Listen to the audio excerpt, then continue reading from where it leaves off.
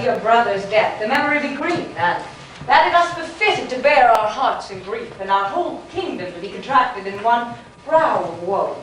Yet so far hath discretion fought with nature, that we with wisest sorrow think on him together with remembrance of ourselves. Therefore our sometime sister, now our queen, the imperial jointress to this warlike state, have we as 'twere with a defeated joy, with an auspicious and a dropping eye, with mirth in funeral and dirge in marriage, in equal scale, weighing delight and dole taken to one. Nor have we here in guard your better wisdoms, which have freely gone with this affair along, for all our thanks. Now follows, that you know, young Fortinbras holding a weak supposal of our worth, or thinking by our late dear brother's death our state to be disjoint and out of frame, he hath not failed to pester us with message, importing the surrender of those lands lost by his father, with all bonds of law, to our most valiant brother. So much for him. But now for ourselves, and for this time of meeting. Thus much the business is. We have here writ to Norway, uncle of young Fortinbras, who, impotent and veteran, scarcely hears of this his nephew's purpose, to suppress his further gait herein, in that the levies, the lists, and full proportions are all made out of his subject. And now, Laertes, you told us of some suit. What is Laertes? That shall not be my offer, not thy asking. Head is not more native to the heart, hand more instrumental to the mouth than is the throne of Denmark to thy father. What wouldst thou beg, Laertes? Dread my lord, your liege and favour to return to France, from whence though willingly I came to Denmark, to show my duty at your coronation. Yet now that duty done, my thoughts and wishes bend again toward France, and bow them to your gracious leave and pardon. Have you your father's leave? What says Polonius? He hath, my lord, wrung from me my slow leave by letters and petition, and at last upon his will I sealed my heart consent. I do beseech you, give him leave to go. Take thy fair hour, Laertes. Time be thine, and thy best graces spend it at thy will. But now, my cousin Hamlet and mine's time. Little more than kin and less than kind. How is it that the clouds still hang on you? Not so, my lord. I am too much in the sun. Good Hamlet, cast thy knighted colour off, and let thine eye look like a friend on Denmark. Do not forever with thy veiled lids seek for thy noble father in the dust. Thou knowest, 'tis common.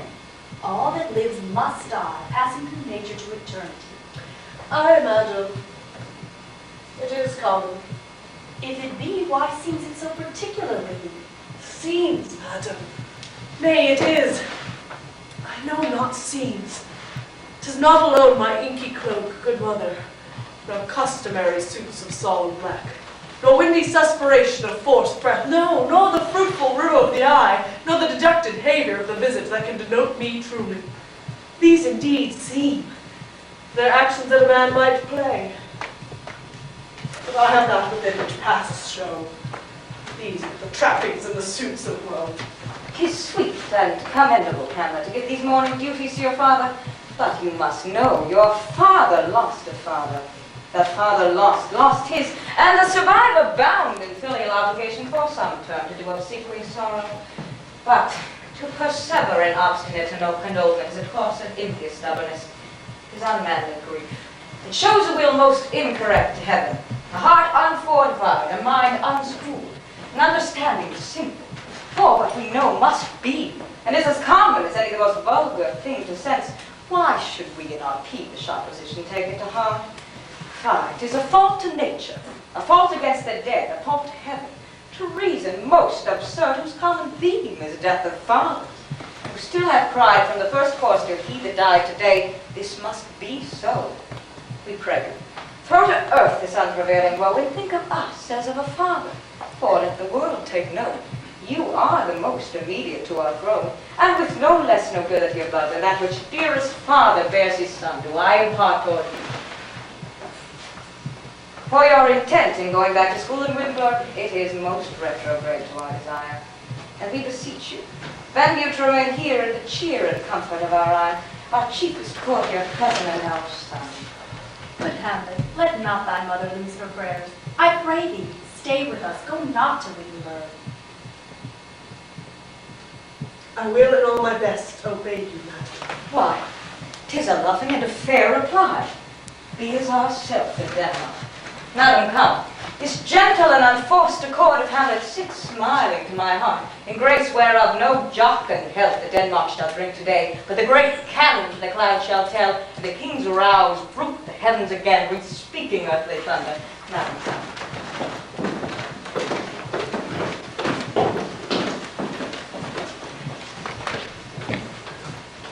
No! At this too solid flesh would melt, thaw, and resolve itself into a dew,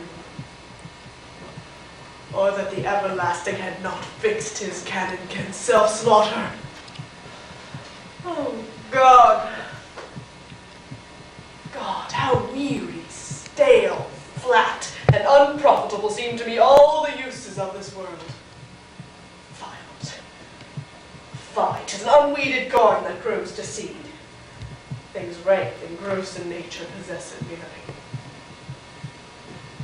And it should come to this. But 2 months dead, nay, not so much, not 2. So excellent a king, that was to this Hyperion to a satyr. So loving to my mother, that he might not but teem the winds of heaven visit her face too rough. Heaven and earth, as I remember. Why, she would hang on him as if increase of appetite had grown by what it fed on. And yet within a month, I mean not think on't.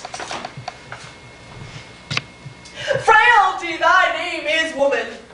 A little month, or ere those shoes were old, with which she followed my poor father's body, like Niobe, all tears. Why she, even she, oh God, a beast that once discourse of reason would have mourned longer, married with my uncle,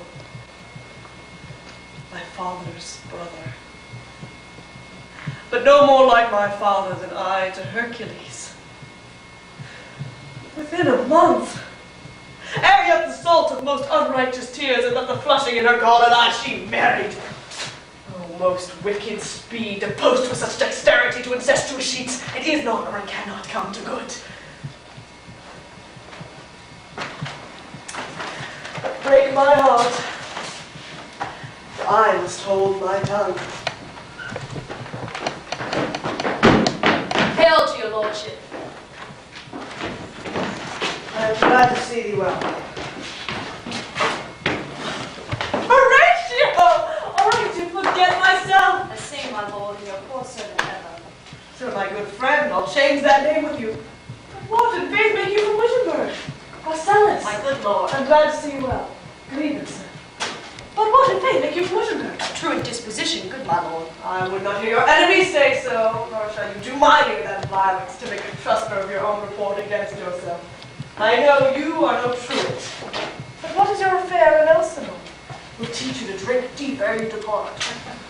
My lord, I came to see your father's funeral. I pray thee, do not mock me, fellow student. I think it was to see my mother's wedding. Indeed, it followed hard upon. Thrift. Thrift, Horatio. The funeral baked meats did coldly furnish forth the marriage tables.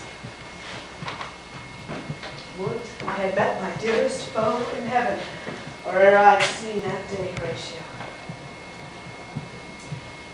My father. Methinks I see my father. Where, my lord? In my mind's eye. I saw him once. He was a goodly king. He was a man. Take him for all in all. I shall not look upon his like again. My lord, I think I saw him yesternight. So, who? My lord, the king, your father. The king, my father. Seizing your admiration for a while with an intent ear, till I may deliver upon the witness of these gentlemen this marvel to you.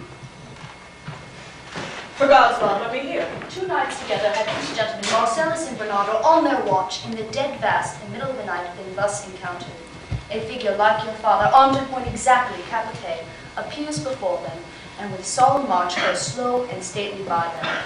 Thrice he walked, as their oppressed and fear-surprised eyes within his truncheon flame, whilst they, distilled almost to jelly with the act of fear, stand dumb and speak not to him. This to me in dreadful secrecy they did impart, and I with them on the third night kept the watch. Whereas they had delivered both in the time, form of the thing, each word made good and true, the apparition comes. I knew your father, these hands are not more like. But where was this? My lord, upon the platform where we walked. Did you speak to it? I did, my lord, but answer made it none. Yet once methought it lifted up its head and did address itself to motion as if it would speak. But even then the morning cock grew loud, and at the sound it shrank in half haste away and vanished from our sight. It's very strange. As I do live, my honoured lord, 'tis true, and we did think it writ down in our duty to let you know of it. Indeed. Indeed, sirs, but this troubles me. Hold you the watch tonight. We do, my lord. Arms! On, my lord. From top to toe. My lord, from head to foot. And saw you not his face. I did, and he wore his beaver up. What looked he frowningly? Nay, a countenance more in sorrow than in anger. Pale or red? Very pale. And fixed his eyes upon you. Most constantly. I would I had been It would there. have much amazed you. Oh, very like. Very like. Stayed it long. Well, one with moderate haste might tell 100. Longer, longer. Not when I saw it. His beard was grizzled, though. It was, as it was in his life, a sabled, silvered. I will watch tonight. Perchance 'twill walk again. I warrant it will. If it assume my noble father's person, I'll speak to it, though hell itself should gape and bid me hold my peace. I pray you all, if you have hitherto concealed the sight, let it be tenable in your silence still. And whatsoever else shall hap tonight, give it an understanding, but no tongue. I will requite your loss. So upon the platform, twixt 11 and 12, I'll visit you. Our duty to your honor. As mine to you, farewell.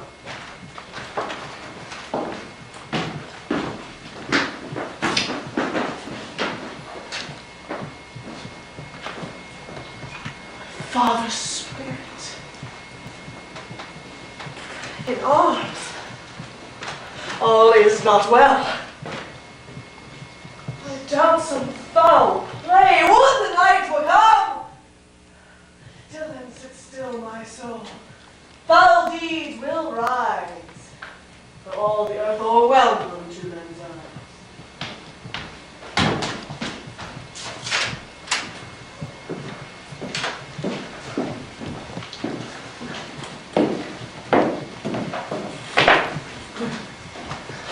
Necessaries are marked. Farewell. And sister, as a Winston benefit and Conroy's assistant, do not speak, but let me hear from you. Do you doubt that?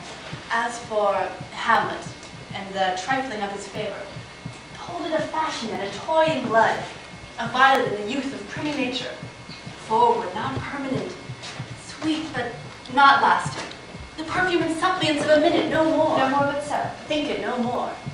For nature crescent does not grow alone and fuse in bulk. But as this temple waxes, the inward service of the mind and soul grow wide withal. Perhaps he loves you now, and now no soil nor cobble doth besmirch the virtue of his will. But you must fear. His greatest weight, his will is not his own, for he himself is subject to his word. He may not, as unvalued persons do, carve for himself, for on his choice depends the health and safety of this whole state, and therefore must his choice be circumscribed unto the voice and yielding of that body whereof he is the head. And where at last your honor may sustain, if with too credent ear you list his songs, or lose your heart, or your chaste treasure open to his unmasked importunity, fear it, Ophelia. Fear it, my dear sister, and keep you in the rear of your affection, out of the shot and danger of desire. The chariot maid is prodigal enough if she unmask her beauty to the moon. Virtue itself scapes not calumnious strokes. The canker galls the infants of the spring too oft before their buttons be disclosed, and in the morn and liquid dew of youth, contagious blasphemies are most imminent. Be wary then. Best safety lies in fear. Youth to itself rebels, though none else near. I shall be affected this good lesson keep as watchman to my heart. But, good my brother, do not, as some ungracious pastors do, show me the steep and thorny way to heaven. whiles like a puff and reckless libertine, himself the primrose path of dalliance treads, knows not his own reed. Fear me not. I escape you long, here my father comes. Double blessing is a double grace.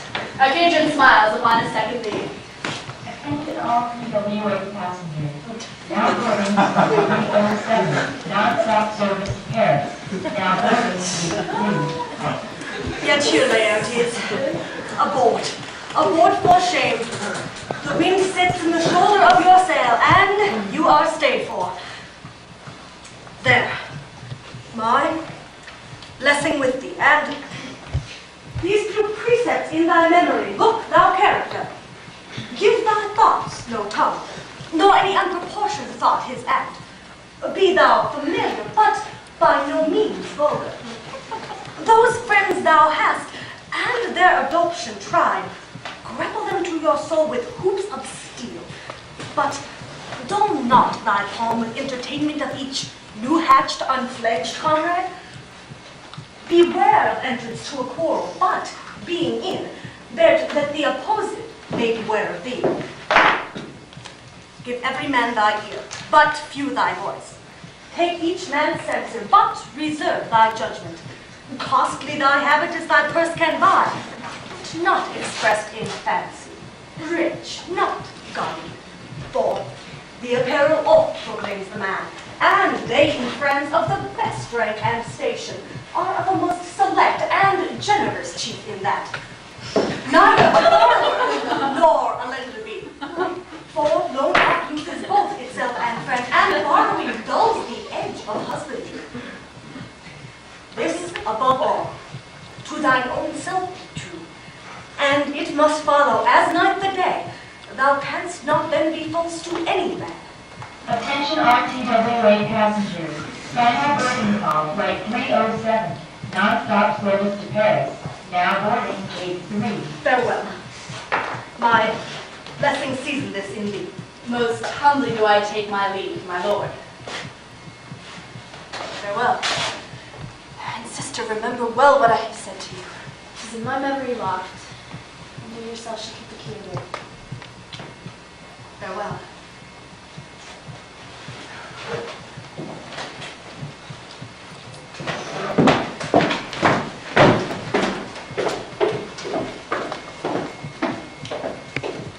What is to be he hath said to you? So please you, something touching the Lord Hamlet. Ah, Mary, well bethought. 'Tis told me he hath very oft of late given private time to you, and you yourself have of your audience been most free and bounteous. If 'tis so, as so 'tis put on me, and that in way of caution, I must tell you, you do not understand yourself so clearly as it behooves my daughter and your honor. What is between you? Give me up the truth. He hath, my lord, laid me many tenders of his affection to me. Affection? Pooh! You speak like a green girl, unsifted in matters of such perilous circumstance. Do you believe his tenders, as you call them? I do not know, my lord, what I should think. Ah, Mary, I'll teach you. Think yourself a baby, that you have taken these tenders for true pay, which are not sterling. Tender yourself more dearly, or not to crack the wind of the poor phrase, running it thus. You'll tender me a fool. My lord, he hath importuned me with love and honorable fashion. Aye, fashion you may call it. Go to. And hath given countenance to his speech, my lord, promised all the holy vows of heaven. Aye, springes to catch woodcocks. I do know, when the blood burns, how prodigal the soul lends the tongue vow. These blazes, daughter, giving more light than heat, extinct in both, even in their promise as it is a making, you must not take for fire. From this time, be somewhat scanter of your maiden presence. Set your entreatments at a higher rate than a command to parley. Oh, Lord Hamlet, believe so much in him that he is young, and with a larger tether may he walk than may be given you, Ophelia. In few, believe not his vows, for they are brokers, not of that dye which their investments show, but mere implorators of unholy suits, reasoning like sanctified and pious thoughts, the better to beguile. This is for all. I would not, from this time forth, have you so slander any moment leisure as to give words or talk with the Lord Hamlet. I charge you, look to it. Come your ways.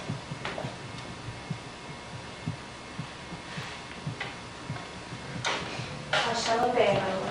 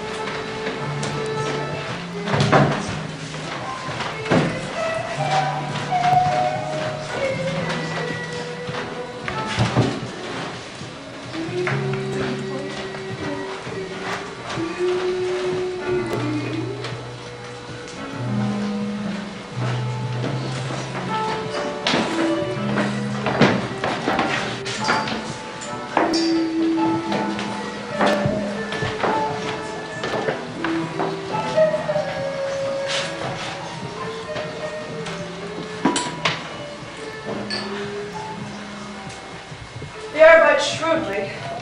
It's very cold. It is a nipping in your eager air. What hour now? I think it lacks of 12. No, it is struck. Indeed, I heard it not.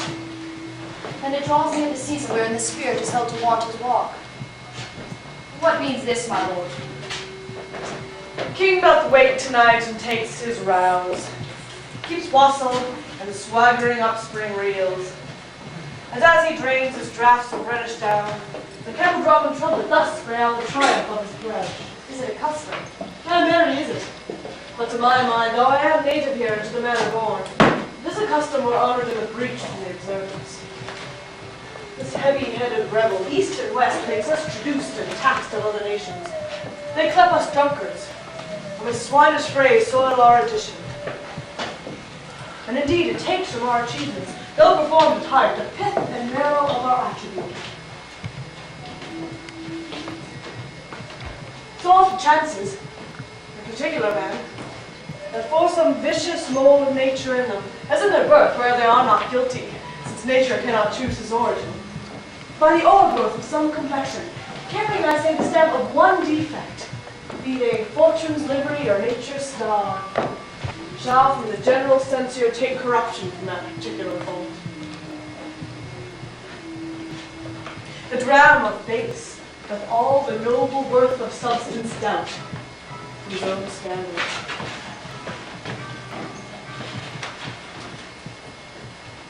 Look! My lord, it comes!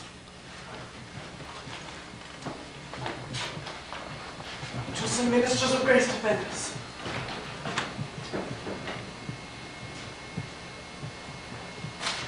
Be thou a spirit of health, or goblin damned. Bring with thee heirs from heaven or blast from hell. Be thy intents wicked or charitable. Thou comest in such a questionable shape that I will speak to thee. I'll call thee Hamlet. King? Father! Royal Dane, oh, answer me!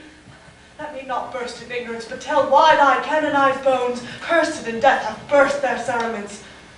Why the sepulchre wherein we saw thee quietly inurned hath oped his ponderous and marble jaws to cast thee up again.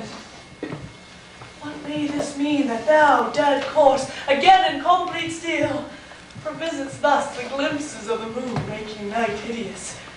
And we fools of nature so horridly to take our dispositions with thoughts beyond the reaches of our souls. Say, why is this? Wherefore? What should we do? It beckons you to go away with it as if it's some important it desire to you alone. Look with what courteous action it waves you to a more removed ground. You shall not go with it. No, by no means. I will not speak, but I will go with it. Not, my lord. Why, what should be the fear? I do not set my life at a pin's fee.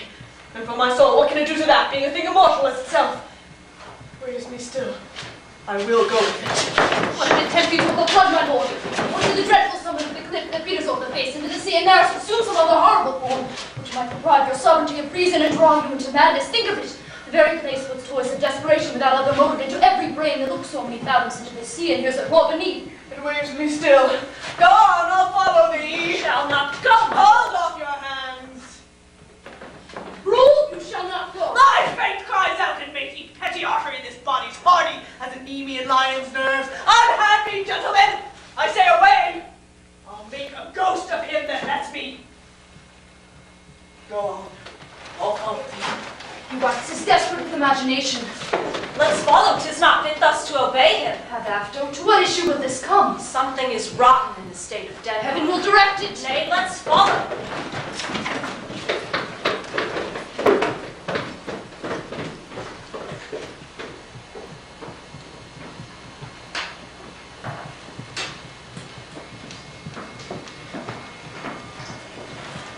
Where wilt thou lead me?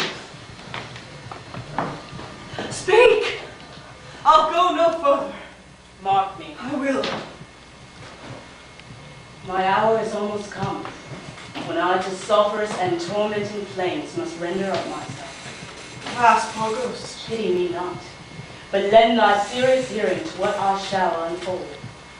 Speak, for I am bound to hear. So art thou to revenge when thou shalt hear. What?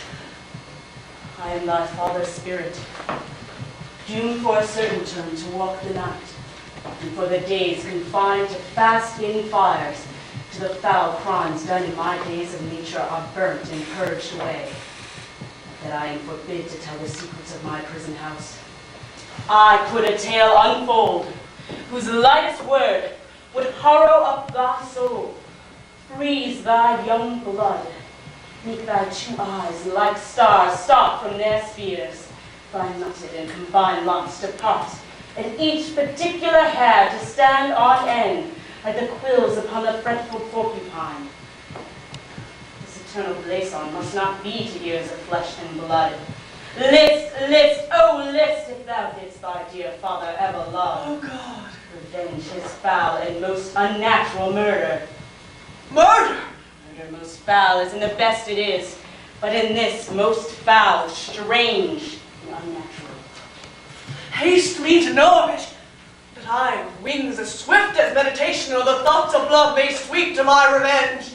I find thee apt, and duller shouldst thou be in the fat weed that roots itself on leaf's warp, wouldst thou not stir in this. Now Hamlet here, 'tis given out that sleeping in my orchard a serpent stung me, so the whole ear of Denmark is by a forged process rankly abused. Know thy noble youth, the serpent that did sting thy father's life now wears his crown. Oh, my prophetic soul! My uncle! Aye, that incestuous, that adulterate beast, with witchcraft of his wit, with traitorous gifts, a wicked wit and gifts that have the power so to seduce, one to his shameful lust, the will of my most seeming virtuous queen. Oh, Hamlet, what a falling off was there from me whose love was of that dignity, that it went hand in hand, even with the vow I made to her in marriage, to decline upon a wretch whose natural gifts were poured to those of mine.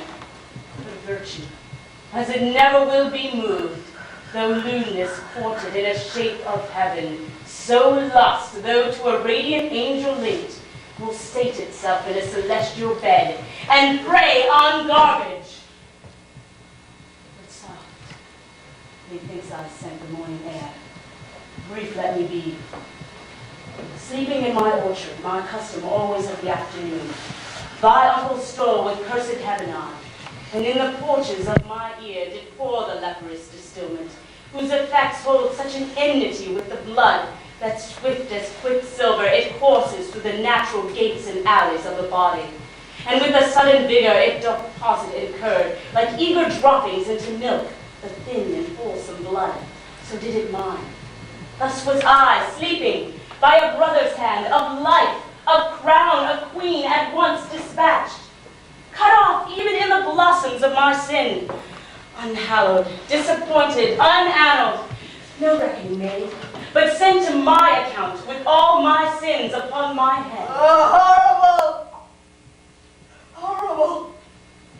Most horrible! Thou hast nature in thee, bear it not. Let not the royal bed of Denmark be a couch for luxury and damned incest.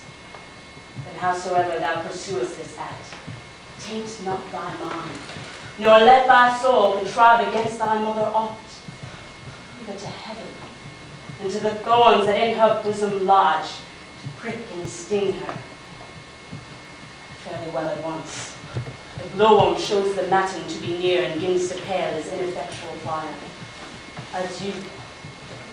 Adieu. Hamlet, remember.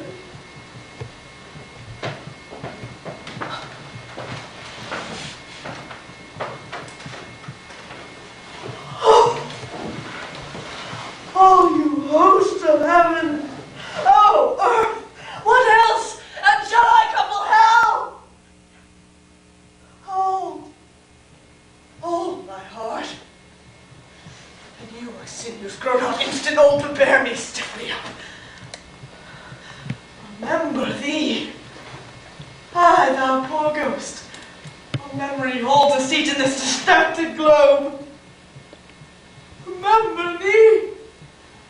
Aye, from the table of my memory I'll wipe away all trivial farm records, all saws of books, all forms of precious past that youth and observation copied there, and thy commandment all alone shall live within the book and volume of my brain, unmixed with baser matters. Yes, by heaven!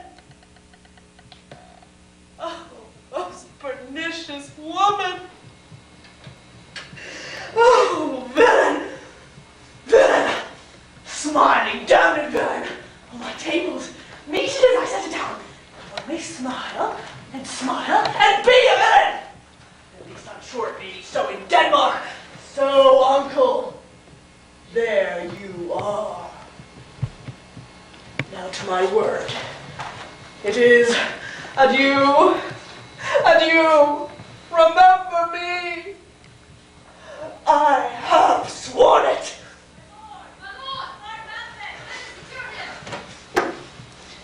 So be it. Yo-ho, boy. Come, bird, come. How is it, my noble lord? What news, my lord? Oh, wonderful. Tell it, my lord. No, you'll reveal it. Not I, my lord, by heaven. Nor I, my lord. Say you then. Whatever heart of man think it. But you'll be secret. I, my lord, by heaven. There's ne'er a villain dwelling in all Denmark. But he's an errand knave. There needs no ghost, my lord, come from the grave to tell us this. By right. You are in the right. And so without more circumstance at all, I hold it fit that we shake hands and part. You as your business and desire shall point you forth. Every man has business and desire, such as it is. And, oh, mine own poor part, look you all over. My lord, these are but wild and whirling words. I'm sorry they offend you. Yes, they thought me. There is no offense, my lord. Yes, by St. Patrick, but there is, Horatio, and much offense too. Watching this vision here, it is an honest ghost. That, let me tell you. For your desire to know what is between us, or master it as you may. And now, good friends, as you are friends, scholars, and soldiers, give me one poor request. What is it, my lord? Never to make known what you have seen tonight. My lord, we will not. Nay, but swear it. In faith, my lord, not I. Nor I, my lord, nor I. Swear. Oh, boy! Sayest thou so? Art thou there, true penny? Come on, you hear this fellow in the cellar, and consent to swear. Propose the oath, my lord. Never to speak of this that you have seen. Swear. Swear. Come hither, friends. Never speak of this that you have heard. Swear. Swear. Well said, old mole. Canst work in the earth so fast. A worthy pioneer. Once more removed, good friends. Oh, day and night, this is what one restrains. And therefore, as a stranger, give it welcome. There are more things in heaven and earth, Horatio, than are dreamt of in your philosophy. But now, here as before, never so help you mercy. How strange or odd I may bear myself, as I perchance may think it meet to put an antic disposition on, that you, at such time seeing me, never shall, with arms encumbered thus, or with this head shake, or by pronouncing of some doubtful phrase as, well, well, we know, or there be and if there might, or if we miss to speak, or if there be, or by such ambiguous givings out to note that you know aught of me. This not to do. So grace and mercy at your most needs help you swear. Where? Rest. Rest, perturbed spirit.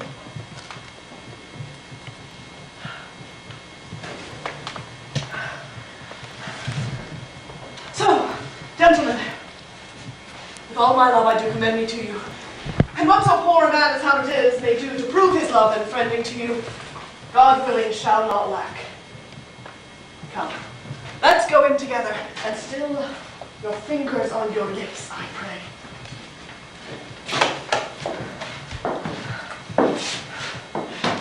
Time is out of joint.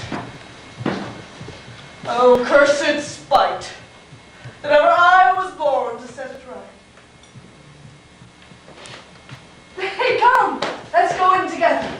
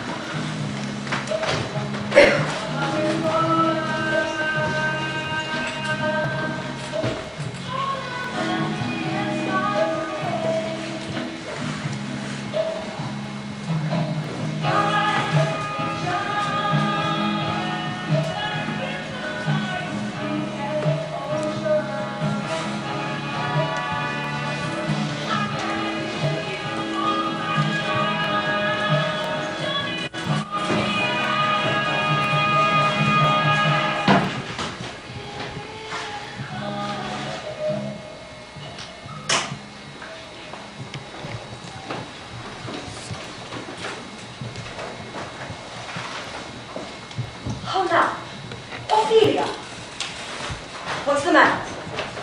My lord. My lord, I have been so affrighted. With what in the name of God? As I was sewing in my chamber, Lord Hamlet, his doublet all embraced, no hat upon his head, his stockings fouled, ungartered and downgartered to his ankle, pale as his shirt, his knees knocking each other, and with a look so piteous in purport as if he had been loosed out of hell to speak of horrors, he comes before me. Meant for thy life? My lord, I do not know. Truly, I do fear it. What said he? He took me by the wrist and held me hard. Then goes he to the length of all his arm, and with his other hand held thus o'er his brow, he falls to such perusal of my face as he would draw it. Long stayed he so. At last, a little shaking of mine arm, and thrice his head thus waving up and down, he raised a sigh so hideous and profound as did seem to shatter all his bulk and end his being. That done, he lets me go. And with his head o'er his shoulder turned, he seemed to find his way without his eyes. For out of doors he went without their helps, and to the last bended their light on me. Come, go with me. I will go seek the king. This is the very ecstasy of love, whose violent poverty foredoes itself, and leads the will to desperate undertakings, as oft as any passion under heaven that does afflict our nations. I am sorry. Have you given him any hard words of late? No, my good lord, but as you did command him to compel his letters and deny his access to me. That hath made you mad. I am sorry that better heed and judgment I had not quoted him. I feared he did but trifle and meant to wreck thee, but beshrew my jealousy. By heaven, it is as proper to our age to cast beyond ourselves in our opinions, as it is for the younger sort to lack discretion. Come, go with me. We will go to the king. This must be known, which, being kept close, might move more grief to hide than hate to utter love. Come.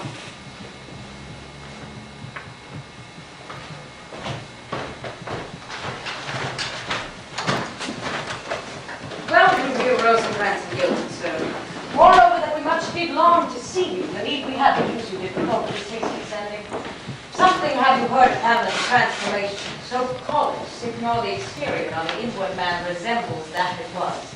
What it should be, more than his father's death that thus hath put him so much from the understanding of himself, I cannot dream of. I entreat you both, that being of so young days brought up with him, and since so neighbor to his youth and behavior, you vouchsafe your rest here in our court some little while, so by your company to draw him on to pleasures, and to gather so much as from occasion you may glean, whether aught to us unknown afflicts him thus, that oak lies within our remedy.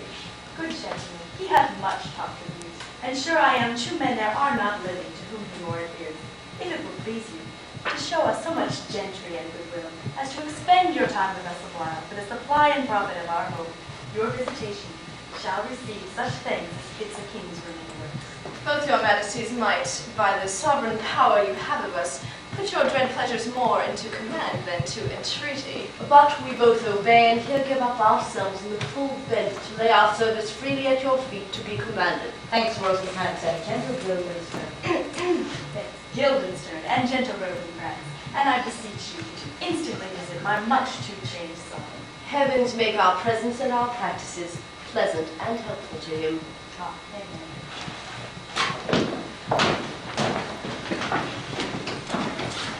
The ambassadors from Norway, my good lord, are joyfully returned. Thou still hast been the father of good news. Have I, my lord? I assure you I hold my duty, as I hold my soul, both to my God and to my gracious king. And I do think, or else this brain of mine hooks not the trail of policy so sure as it hath used to do, that I have found the very cause of Hamlet's lunacy.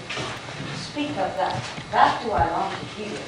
My liege and madam, to expostulate what majesty should be, what duty is, why day is day, night, night, and time is time, were nothing but to waste night, day, and time. Therefore, since brevity is the soul of wit, and tediousness the limbs and upward flourishes, I will be brief. Your noble son is mad. Mad, call I it. For to define true madness, what is but to be nothing else but mad. But let that go. Lord madam, that's art. Good madam, I swear I use no art at all. That he is mad, 'tis true. 'Tis true, 'tis pity, and pity, 'tis true. A foolish figure. But farewell it, for I will use no art. Mad, let us grant him then. And now remains that we find out the cause of this effect. Or, rather say, the cause of this defect. For this effect, defective comes by cause. Thus it remains, and the remainder thus. Her pet. I have a daughter, have while she is mine, who in her duty and obedience, mark, hath given me this. Now gather and surmise. To the celestial and my soul's idol, the most beautified Ophelia. That's an ill phrase, a vile phrase. Beautified is a vile phrase. But you shall hear thus.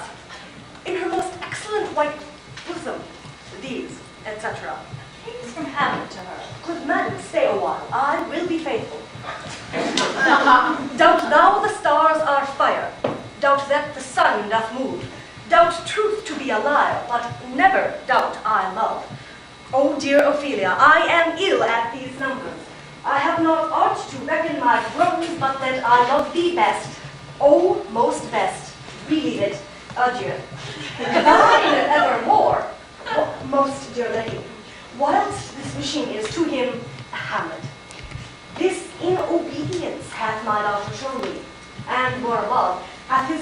seems as they fell out by time, means, and place, all given to my ear. But how has she received it, Lord? What do you think of me?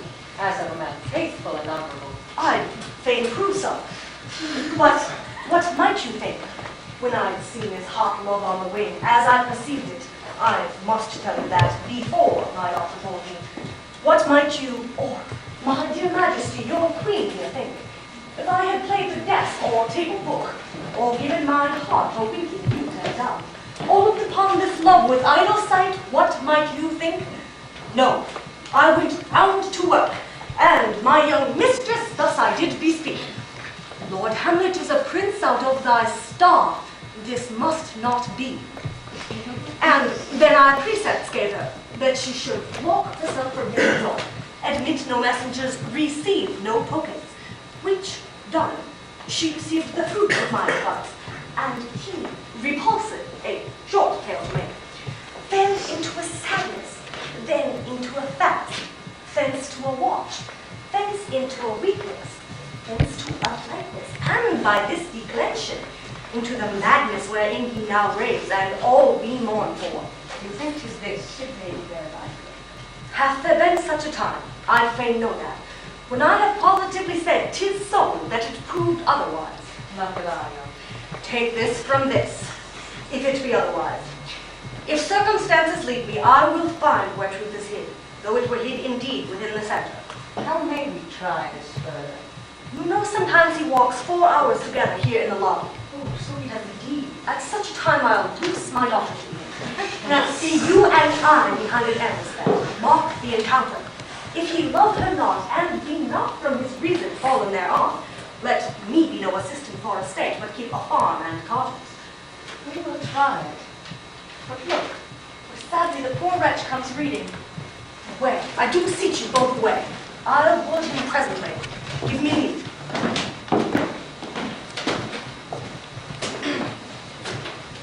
How does my good Lord Hamlet? Well, God of mercy. do you know me, my lord? Excellent well. You are a fishmonger. Not I, my lord. Then I would you were so honest a man. Honest, my lord. For to be honest as this world goes, is to be one man picked out of 10,000. For if the sun breed maggots in a dead dog, being a god-kissing carrion. Have you a daughter? I have, my lord. Let her not walk in the sun. Conception is a blessing, but not as your daughter may conceive. Friend, look to it. How say you by that? Still harping on my daughter. And yet he knew me not at first. He said I was a fishmonger. He is far gone, far gone. Truly, in my youth, I suffered much extremity for love very near their smoke. I'll speak to him again. What do you read, my lord? Words. Words. Words. What is the matter, my lord? Between who? I mean the matter that you read, my lord. Slander, sir. For the satirical rogue says, here, that old men have gray beards, that the faces are wrinkled, their eyes purging thick amber and plum tree gum, and that they have a plentiful lack of wit, together with most weak hands. Oh, but sir, though I most powerfully and potently believe, yet I hold it not honesty to thus set down. For you yourself, sir, should be as old as I am, if like a crab you could go backwards. So you speak madness, yet there is method in it. Will you walk out of the air, my lord? Into my grave! Indeed, that is out of the air. How pregnant sometimes his replies are. A happiness that often madness hits on, which reason and sanity could not so prosperously be delivered of. I'll take my leave of him, and suddenly contrive to muse a meeting between him and my daughter. My honorable lord, I will most humbly take my leave of you. Cannot, sir, take from me anything that I will more willingly part withal. Except my life. Except my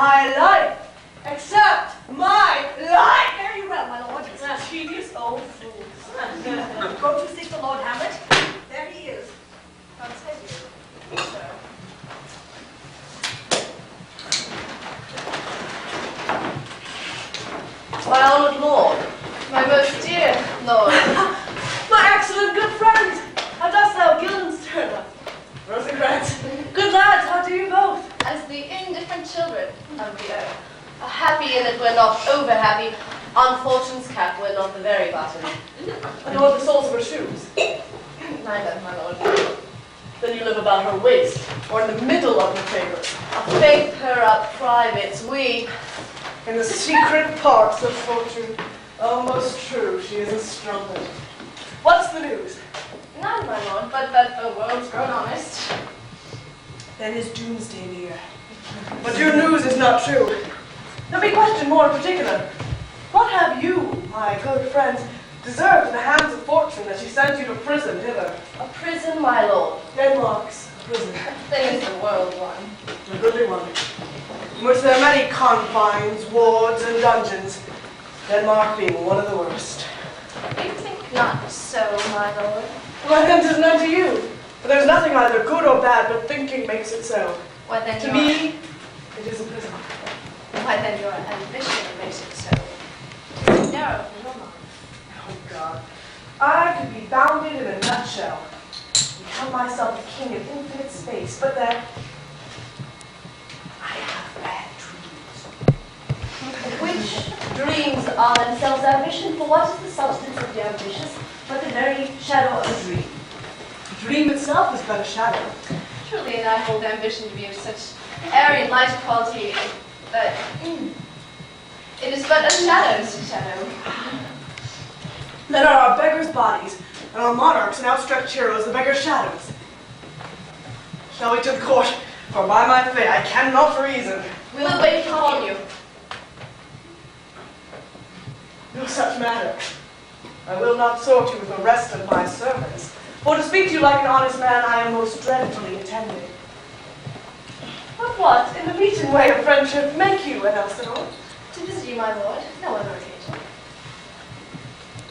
Beggar that I am, I need implore in thanks. But I thank you. And sure, dear friends, my thanks are too dear a halfpenny. Were you not sent for? Is it your own inclining? Is it a free visitation? Come deal justly with me. Come, nay, speak. What would you have us say, my lord? Why, anything, but to the purpose. You were sent for. And there is a kind of modesty in your looks which you have not craft enough to cover. I know the good king and queen have sent for you. To what end, my lord? That you must teach me. But let me conjure you by the rights of our fellowship, by the constancy of our youth, by the obligation of our ever-preserved love, and by what more dear better propose to charge withal, be even and direct with me whether you were sent for or no. Say you. Nay, then I have an eye on you. If you love me, hold not off. My lord, we were sent for.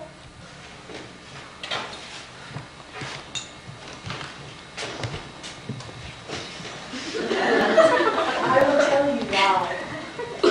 So shall my anticipation prevent your discovery, and your secrecy to the king and queen holds no feather.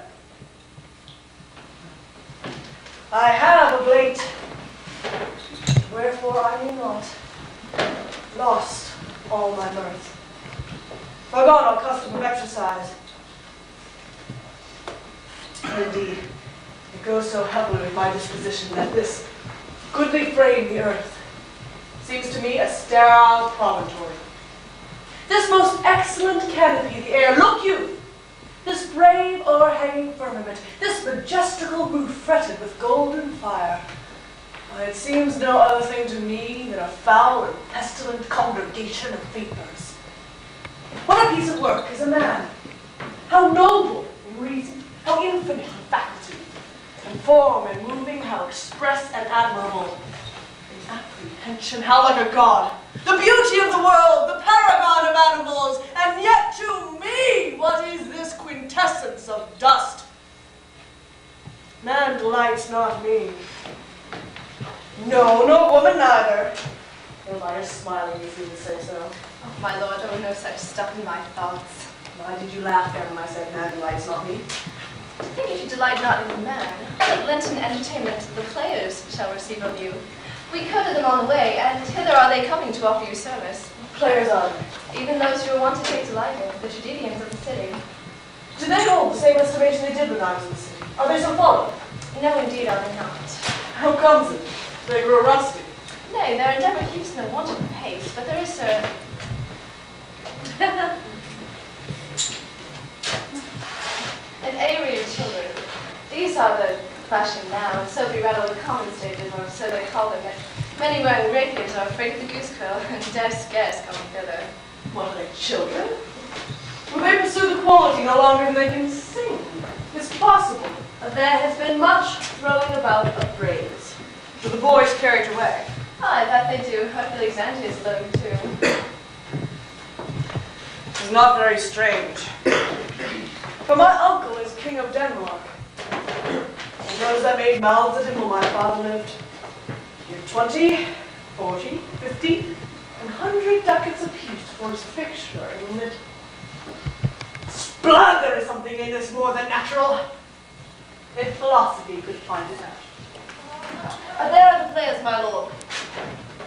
My friends, you are welcome to us all. Come your hands then.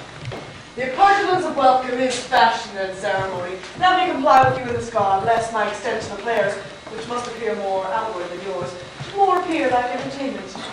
You are welcome. But my uncle, father, and aunt, mother are deceived. In what, my lord? I am but mad northwest. When the wind is southerly, I know a hawk from a handsaw. Hark, you gilded treasure, I beg you to. At each ear a hero. That great baby you see there is not yet out of his swaddling clouds. Haply is the second time come to them, for they say an old man is twice a child. I will prophecy comes to tell me the players market. You're so right, sir. Monday morning, 'twas so indeed. My lord, I have news to tell you. My lord, I have news to tell you. When Rossius was an actor in Rome. The actors are come hither, my lord. Buzz. Upon mine honor. And then came each actor on his ass. The best actors in the world are therefore tragedy, comedy, history, pastoral, comical, historical, pastoral, tragical, historical, scene individual, or poem unlimited. Seneca could not be too heavy, nor Plautus too light. For the law of wit and the liberty, these are the only men. Oh, Jephthah, judge of Israel, what a treasure hast thou. What a treasure had he, my lord? Why, one fair daughter, and no more, the which he loveth, passing well. Still on my thought. Am I not in the right, oh Jephthah? If you call me Jephthah, my lord, I have a daughter that I love, passing well. Nay, that follows not. And what follows then, my lord? But as by lot, God wot. And then, you know, it came to pass, as most like it was. The first row of the pious chanson will show you more. For look where my abridgment comes. You are welcome, masters. Welcome all. I am glad to see you well. Welcome, good friends. Oh, friend! Thy face is balanced since I saw thee last. Comest thou to beard me in Denmark? My young lady and mistress. Why, your ladyship is nearer heaven than when I saw you last on the altitude of the chalk line. Thank God your voice, like a piece of uncurrent gold, be not cracked within the ring. Come, we'll eat into it like French falconers fly leaving the sea. Give us a taste of your quality. I heard thee speaking a speech once, but it was never acted, or if it was, not above once, for it pleased not the million. 'Twas caviar to the general. It was an excellent play. One speech in it I chiefly loved. 'Twas Aeneas' tale to Dido, and now that especially where he speaks of Priam's slaughter. Did it live in your memory? Begin at this line. Let me see. The rugged Pyrrhus, like the Hyrcanian beast. It is not so. Begins with Pyrrhus. The rugged Pyrrhus, he whose sable arms, black as his purpose did the knife resemble, when he lay couched in the ominous horse, hath now this dread and black complexion smeared with heraldry more dismal. head to foot, now he is total bruised, horridly tricked with blood of fathers, mothers, daughters, sons, baked and pasted with the parching streets that lend a tyrannous and a damned light to their lord's murder. Roasted in wrath and fire, and thus o'ersized with coagulate gore, with eyes like carbuncles, the hellish Pyrrhus, old grandsire Priam seeks. Oh God, my lord, well spoken, with good accent and good discretion. And on he binds him, striking two shorted creeks. His antique sword, rebellious to his arm, lies where it falls, repugnant to command. Unequal matched, Pyrrhus at Priam drives, in rage strikes wide, but with the whip and wind of his fell sword, the unnerved father falls. But, as we often see against some storm, the silence in the heavens, the racks stand still, the bold winds speechless, and the orb below as hush as death. And all the dreadful thunder doth rend the region. So after Pyrrhus's pause, arouse and vengeance sets him no mark. And never did the Cyclops' hammers fall on Mars' armor, forged for proof etern, with less remorse than Pyrrhus' bleeding sword now falls on Priam. This is too long. Shall be the barber from your beard. These for a jig or a tale of bawdry or receipts. But on come the Hecuba. But who has seen the mottled queen? Oh, that's good. Mottled queen is good. Run barefoot up and down, threatening the flames with bison rheum.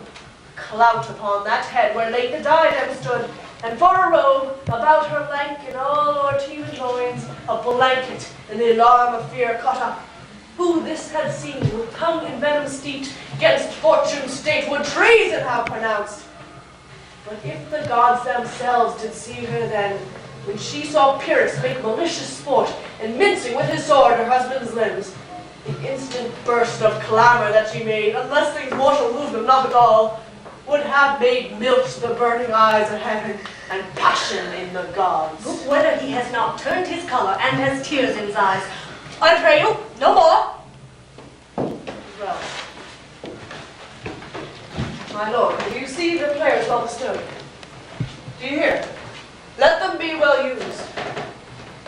For they are the abstract and brief chronicles of the time. After your death, you were better have a bad epitaph than their ill report where you live. My lord, I will use them according to their desert.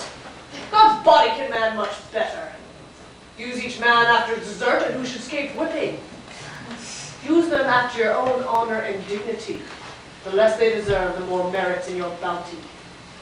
Take them. Come, sirs. Follow him, friends. We'll hear the play tomorrow. Dost thou hear me? You play the murder of Gonzago. Aye, my lord. We'll have tomorrow night. Follow that, lord. And look you not.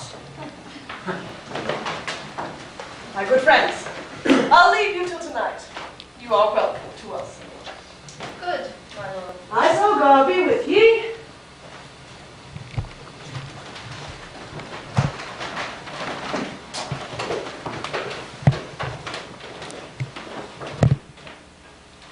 Now I am alone.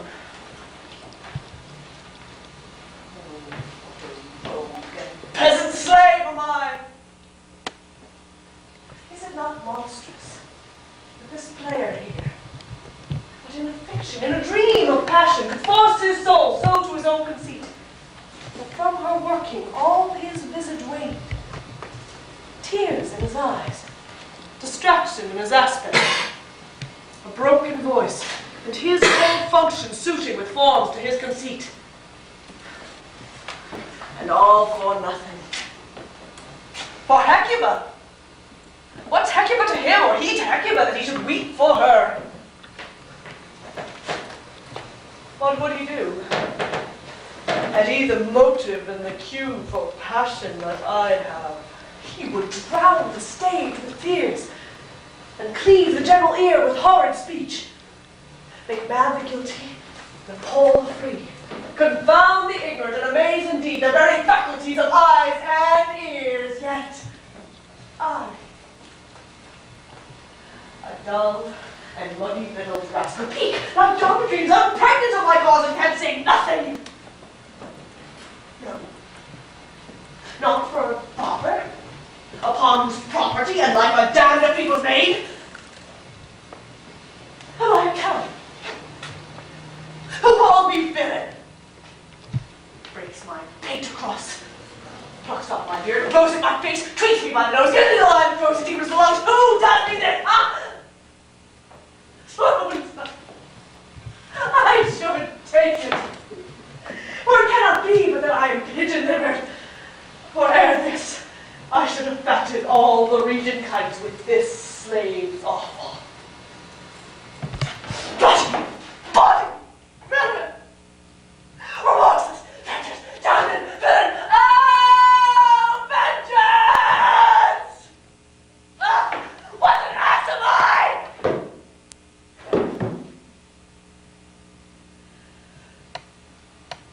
Oh, this is most brave.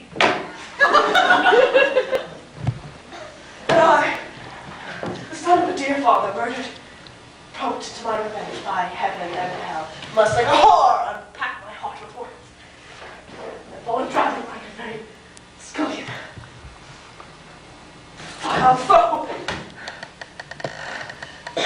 About my brains.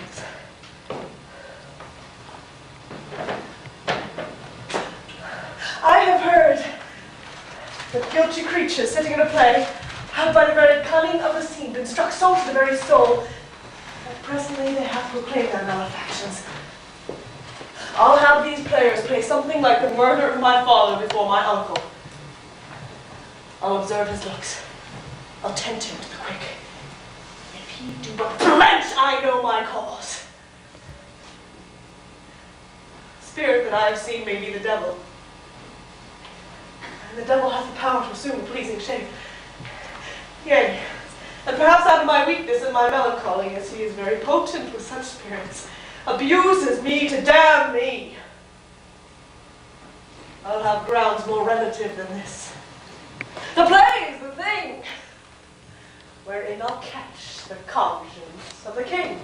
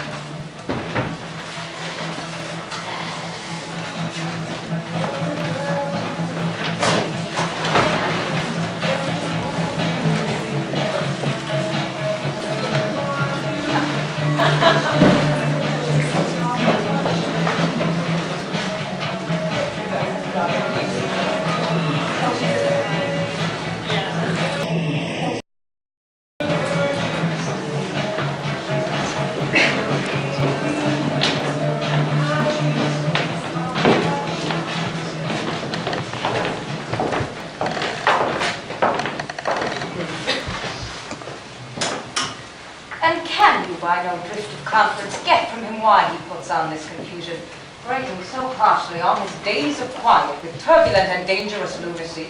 He does confess he feels himself distracted, but from what cause he will by no means speak. Nor do we find him forward to be sounded, but with a crafty madness keeps aloof, and we will bring him on to some confession of his true state. Did he receive you well? Most like a gentleman, but with much forcing of disposition. Niggard of question, but our man is most free in his reply. Did you essay him to any pastime? Madam, it so fell out that certain players we o'er out on the way. Of these we told him, and there did seem a kind of joy to hear of it. They are about the court, and as I think, have already ordered this night to play before him. 'Tis most true, and he did beseech me to entreat your majesties to hear and see the matter. With all my heart, and it doth much content me to hear him so inclined. Good gentlemen, give him a further edge and drive his purpose on to these delights. We shall, my lord. Sweet Gertrude, leave us to. We have closely sent for Hamlet hither, that he has, who by accident may hear in front Ophelia. Her father and myself, lawful esquils, will so bestow ourselves that, seeing unseen, we may of their encounter frankly judge, and gather by him as he is behaved, if to be the affliction of his love or no, that thus he suffers for. I shall obey you. And for your part, David, I do hope that your good deeds be the happy cause of Hamlet's wellness. So shall I hope that your virtue will bring him to his wonted ways again, to both your honor. Madam, I wish you may.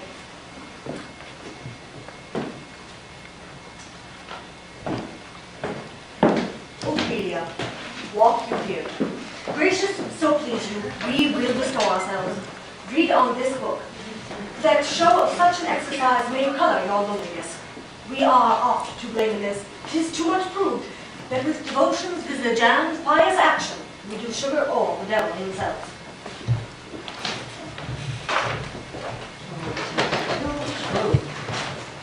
Swan lash, that speech doth give my conscience. Harlot, cheap beauty, but plastering art is not more ugly to the thing that helps it than is my deed, my most painted word. Oh, heaven, word. I hear him coming. Let's withdraw, my lord.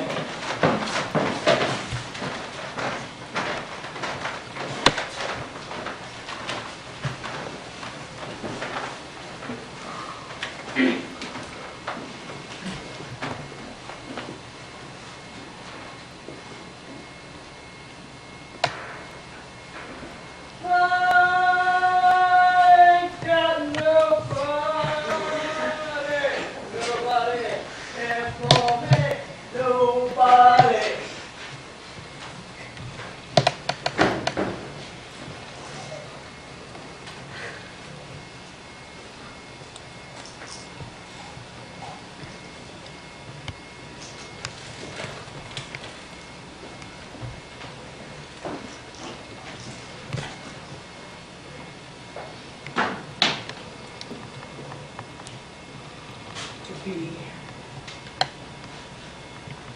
or not to be? That is the question.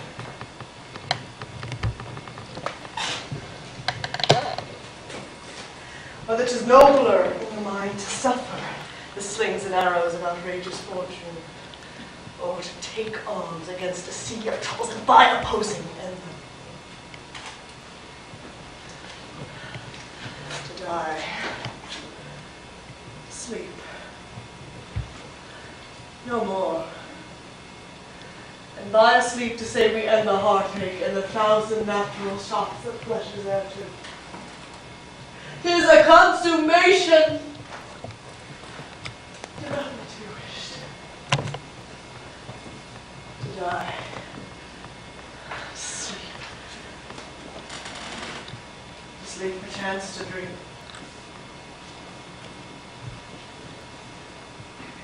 Aye, there's the rub. For in that sleep of death, what dreams may come when we have shuffled off this mortal coil must give us pause. There is the respect that makes calamity of so long life. For who would bear the whips and scorns of time? The oppressor's wrong. The proud man's gone to wing. Hanged and despised of love. The law's delay, the insolence of office, and the spurns that patient merit of the unworthy takes, when he might his own quietus make, the bare bodkin. Who would Fardels bear? The grunt and sweat under a weary life, and the dread of something after death, the undiscovered country from whose bourne no traveler returns, puzzles the will, and makes us rather bear those ills we have than fly to others that we know not of. Thus, conscience doth make cowards of us all, and thus the native hue of resolution is sicklied o'er with a pale cast of thought, and resolutions of great pith and moment. With this regard, their currents turn awry, and lose the name of action. So to you now, fair Ophelia.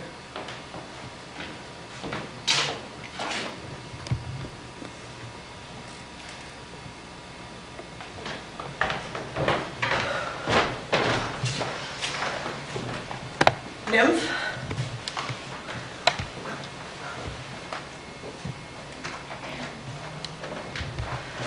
in thy orisons be all my sins remembered. My lord, how does your honor for this many a day? I humbly thank you. Well.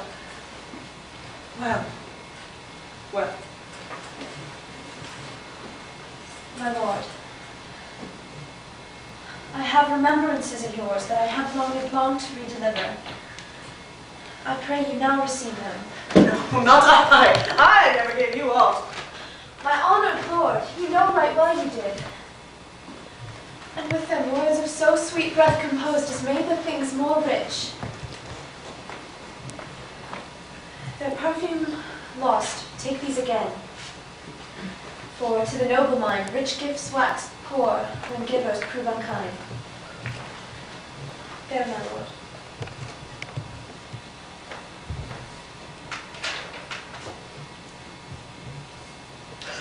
Are you honest? My lord. Are you fair? Means your lordship. That if you be honest and fair, your honesty should admit no discourse to your beauty. Could beauty, my lord, have better commerce than with honesty? Aye, truly.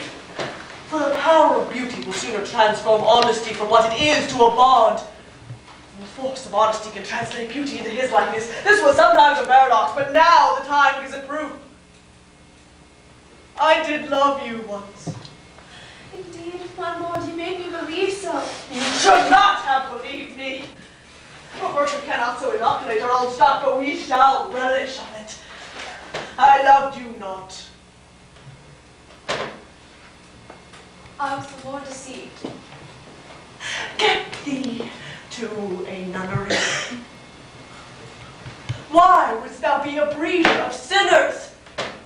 I am myself indifferent, honest, but yet I could accuse me of such things. It were better my mother had not borne me. I'm very proud, revengeful, ambitious, with more offences at my beck than I've thought to put them in, time to act them in, or imagination to give them shame.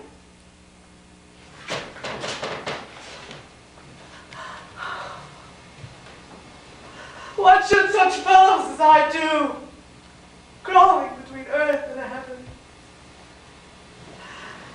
We are at Mazow. Believe none of us. Go thy ways to another. Where's your father? At home, my lord. Let the doors be shut upon him, that he may play the fool nowhere but in his own house. Farewell. Oh, help me, sweet heavens. Salisbury! I'll give thee this plague for thy dowry. Be thou as chaste as ice, as pure as snow, thou shalt not escape colony. Go thy ways to a nunnery. Or if thou wilt need marry, marry a fool.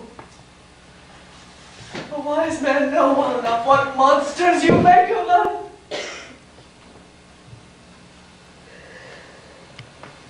Go thy ways to a nunnery, and quickly to flow. Oh, heavenly powers, restore him. I have heard of your paintings too, Allana. God has given you one face, and you make yourselves another.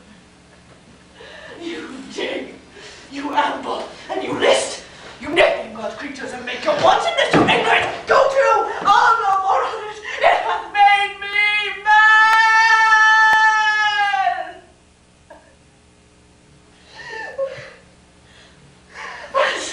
We shall have no more marriages. Those that are married already, oh, but one shall live. The rest shall keep as they are. Let me go.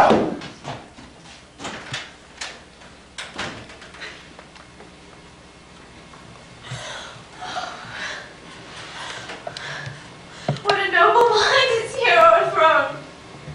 The courtiers, the soldiers, scholars, eye, tongue, sword. The expectancy and prose of the fair state. The glass of fashion and the mold of form. The observed of all observers quite down. And I, of ladies most deject and wretched, that sucked the honey of his music vows, now see that noble and most sovereign reason like sweet bells jangle, out of tune and harsh. That unmatched form and feature of blown youth, blasted with ecstasy. Woe is me to have seen what I have seen. See what I see. Love. His affections do not that way tend. Oh, what he spake, what that form a little was not like madness. There's something in his soul o'er which his melancholy sits unmoved, and I do doubt the hatch and disclose will be of some danger, which for to prevent I have a quick determination thus set it down. Shall withal speed to England.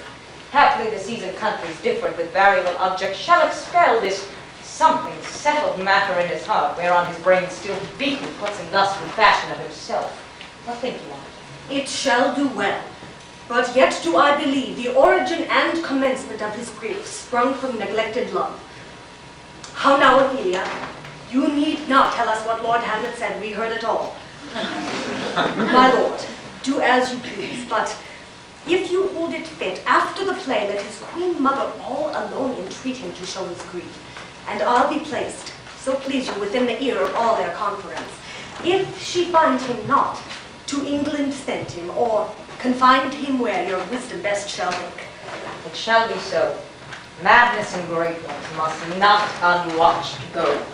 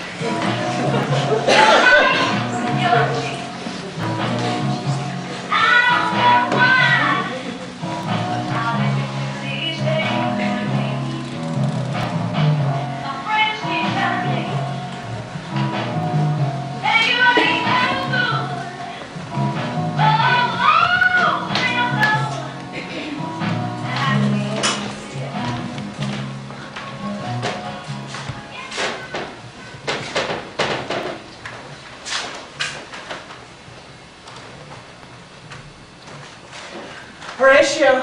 Here, sweet lord, at your service. Horatio, thou art e'en as just a man as ere my conversation coped withal. Oh, my good lord. Nay, do not think I flatter. What advancement may I hope from thee, that no revenue hast but thy good spirits to feed and clothe thee? Why should the poor be flattered? No, let the candied tongue lick absurd pomp, and crook the pregnant hinges of the needy, where thrift may follow fond. Dost thou hear? Since my dear soul is mistress of her choice, and could of men distinguish, her election hath sealed thee for herself. For thou hast been as one in suffering all that suffers nothing.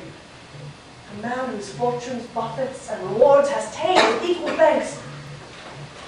And blessed are those whose blood and judgment are so well commingled that they are not a pipe for fortune's finger to sound what stop she pleases. Give me that man that is not passion slayer, and I will wear him in my heart's core. Aye, my heart of hearts, and I do thee. Something too much of this. There's a play tonight before the king. One scene of it comes near the circumstance which I told you of my father's murder.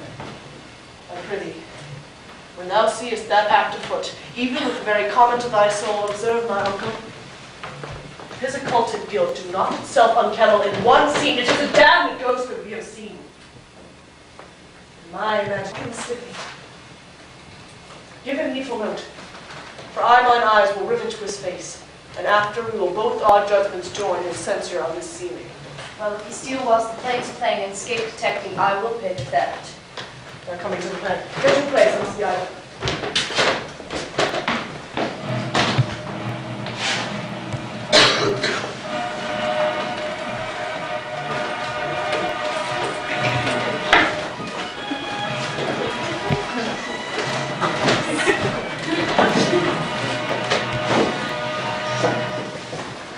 How fares our cousin Hamlet? Excellent, eh? And the chameleon's dish. I eat the air, promise crown. You cannot feed kingdoms, so. I have nothing with this answer, Hamlet. These words are not mine. No, they're mine now. My lord, you played once at the university, you say? That did I, and was accounted a good actor. What did you enact? I did enact Julius Caesar. I was killed in the Capitol. Brutus killed me. It was a brute part didn't kill, so capital or cap there. Be the players ready? Aye, my lord, they stay upon your patience. Come hither, my dear Hamlet, sit by me. No. Good mother. Here's metal more attractive. Do you mark? Lady, shall I lie in your lap? No, my lord. I mean my head upon your lap. Aye, my lord. You think I meant country matters? Think nothing, my lord. That's a fair thought to lie between a maid's legs. What is, my lord? Nothing. You are married, my lord. Who, I? Aye, my lord. Oh God, you're only jig maker. What should a man do but be married? Well, look you how cheerfully my mother looks. My father died within these 2 hours. Nay, 'tis twice 2 months, my lord. So long? Nay, then. For the devil wear black for all the suit of sables. What, died 2 months ago and not forgotten yet? Then let's hope a great man's memory may outlive his life half a year. But by Our Lady, he must build churches, for he suffers not thinking on with the hobby horse, whose epitaph is for oh, the hobby horse is forgot.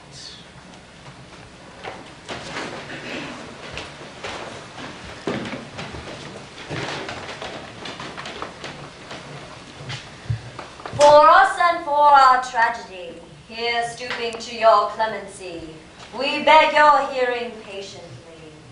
This is a prologue, a posy to a ring, 'Tis brief, my lord. as woman's love.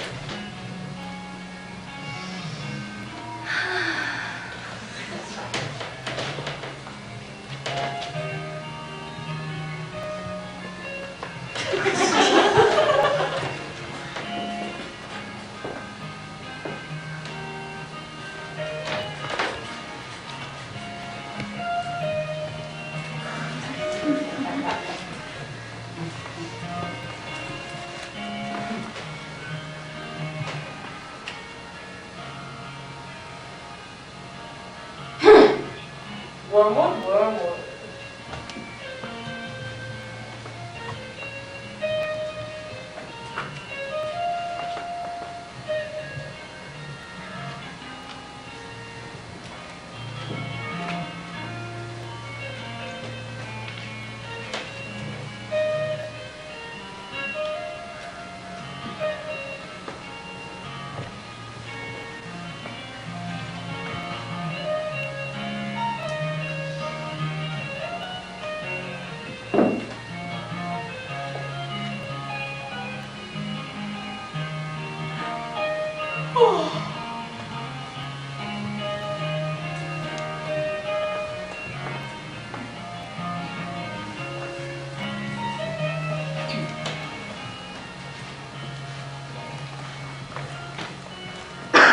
She should break it now.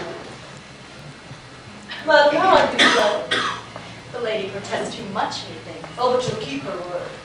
Have you heard the argument? Is there no effect? No, they do but jest. Poison in jest. No offense in the world.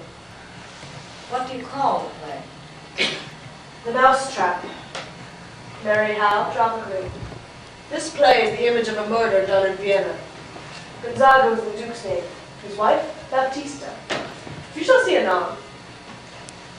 'Tis a knavish piece of work, but what of that? Your Majesty and we that have free souls, it touches us not. Let the galled jade wince. Our withers are unwrung. This is one Lucianus, nephew to the king. You are as good as a chorus, my lord. If I could interpret between you and your love, I could see the puppets dallying. You are keen, my lord, you are keen. It would cost you a groaning to take off my edge. Still better and worse. So must you take your husbands. Begin, murderer. Leave thy damnable faces and begin. For oh, the croaking raven doth bellow for revenge. He poisons him in the garden of his estate. The story is extant and written choice Italian.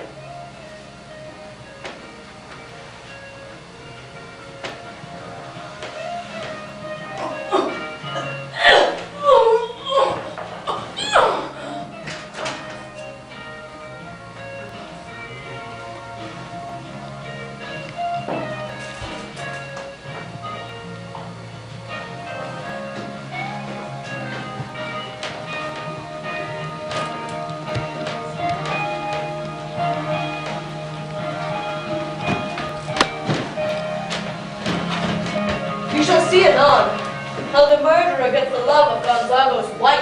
The king rises. What? Frightened with false fire? Affairs, my lord. Give all the play. Give me some light from where? Light. Why, let the stricken deer go weep. The heart of Lord play. For some must watch while some must sleep, so runs the world away. Would not this, sir, and a forest of feathers, the rest of my fortunes turn Turk with me, together with a pair of provincial roses of my raised shoes, get me a fellowship and a cry of flares. Sir, half a share, a whole one eye. For thou dost know, O Damon dear, this realm dismantled was of Jove himself, and now reigns here a very, very peacock. You might have wronged. Oh, Horatio, I'll take the ghost word for 1,000 pounds. Didst see? Very well. On the talk of the fourth. I did very well know it.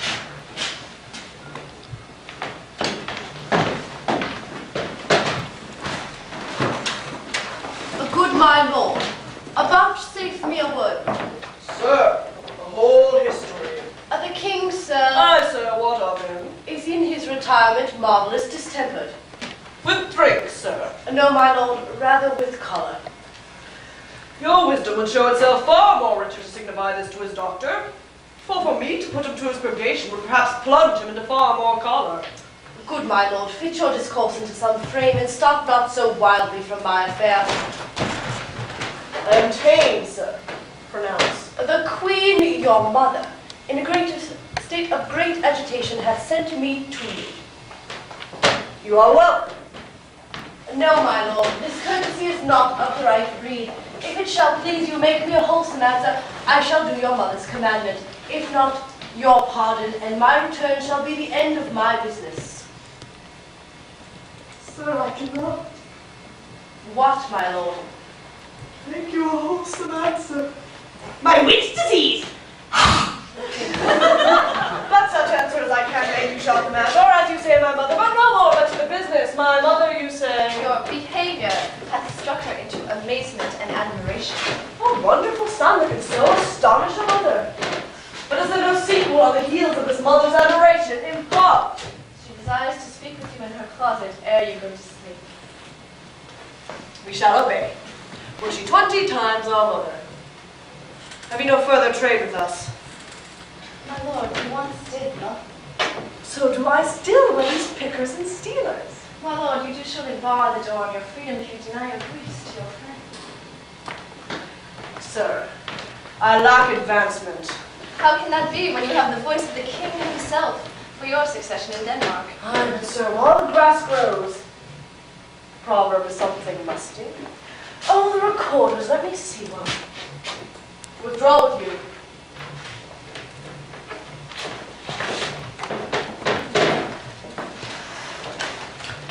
Why do you go about to recover the wind of me, as if you would drive me into a toil? My lord, if my duty be too bold, my love be too unmannerly. I do not well understand that. Will you play upon this pipe? My lord, I cannot. I pray you. Believe me, I cannot. I do beseech you. I know not the touch of it, my lord. But 'tis as easy as lying. Govern these ventages with your finger and thumb. Give it breath with your mouth, and it will discourse most eloquent music. Look you, these are the stops. These cannot I command to any utterance of such harmony. I have not the skill. Why, look you now, how unworthy a thing you make of me. You would play upon me. You would seem to know my stops. You would pluck out the heart of my mystery. You would sound me from my lowest note to the top of my compass, and there's much music, excellent voice, and in this little organ, yet cannot you make it speak? Blood, you think I'm easy to be played on a pipe? Call me what instrument you will. Though you may fret me, yet you cannot play upon me. God bless you, sir. My lord, the queen would speak with you and presently.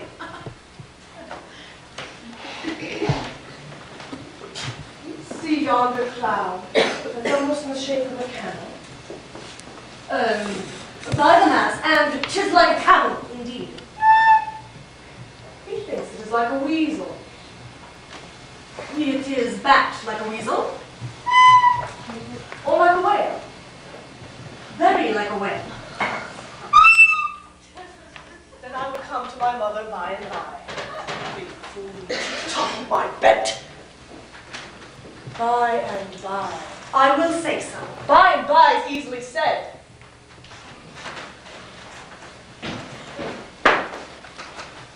Now is a very witching time of night, when churchyards yawn and hell itself breathes out contagion to this world. Now could I drink hot blood, and do such bitter business as a day would quake to look on. But soft, now to my mother. Oh, Hartman's not thy nature. Let not ever the soul of Nero enter this firm bosom. Let me be cruel, not unnatural. I will speak daggers to her, but use none. My tongue and soul in this be hypocrites.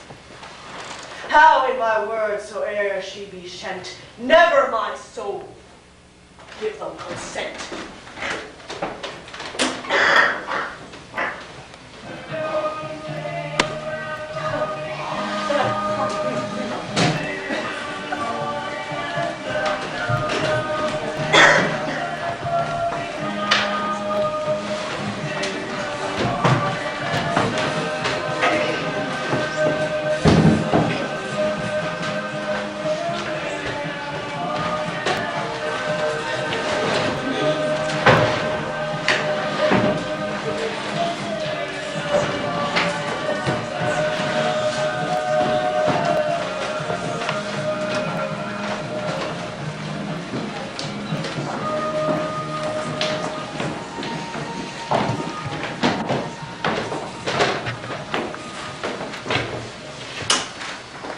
I like him not, nor stands it safe with us to let his madness range. Therefore prepare yourselves. I your commission will forthwith dispatch, and he to England shall along with you. The terms of our estate may not endure hazard so dangerous as doth hourly grow out of his lunacy. We will ourselves provide most holy and religious spiritus to keep those many, many bodies safe that live and feed upon your majesty. Single and peculiar life is bound, with all the strength and armor of the mind to keep itself from noise, but much more that spirit upon whose will depend and rest the lives of many. The cease of majesty dies not alone, but like a gulf draws what's near it with it. It is a massy wheel fixed upon the summit of the highest mount, to whose huge spokes 10,000 lesser things are mortised and adjoined, which, when it falls, each small and next minute petty consequence attends the boisterous ruin. Never alone did the king groan, but with a general sigh. Arm you, I pray you, to the speedy voyage. Leave will fetters put upon this fear that now goes too free-footed. It will haste us.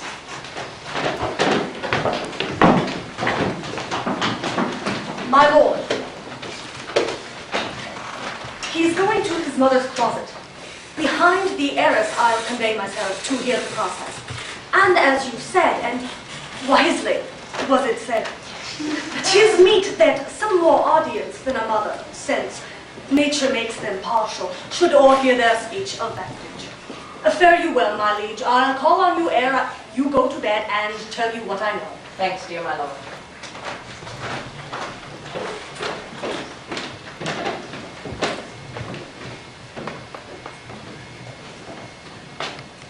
Oh, my fence is rank.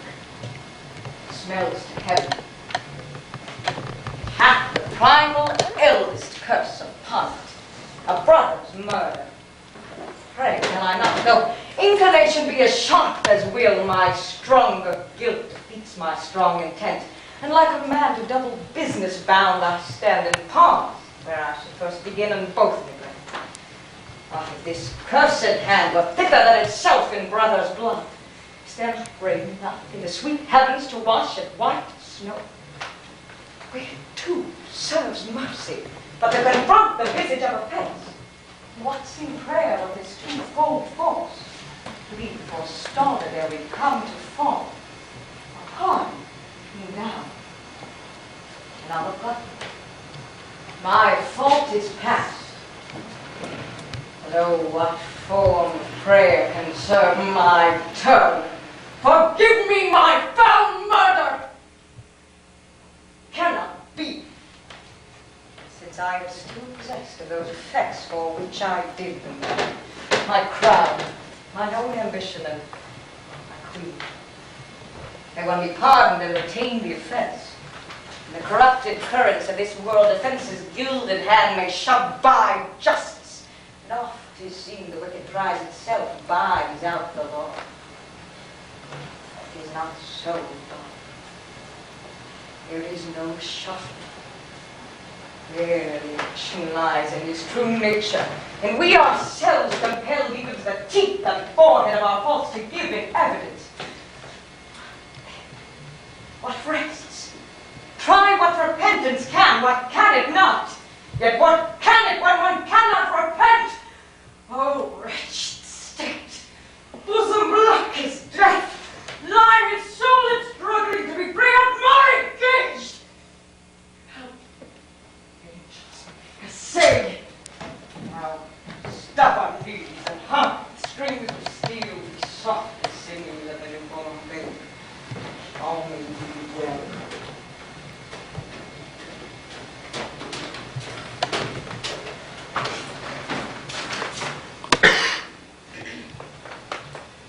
Now might I do it, Pat?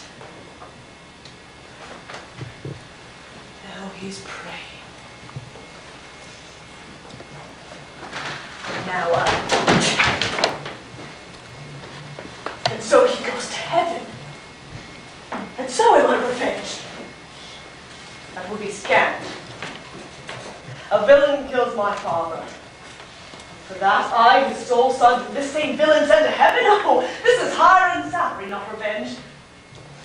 He took my father grossly, full of bread, with all his crimes, broad blown as flush as May. And how his audit stands, who knows, save heaven?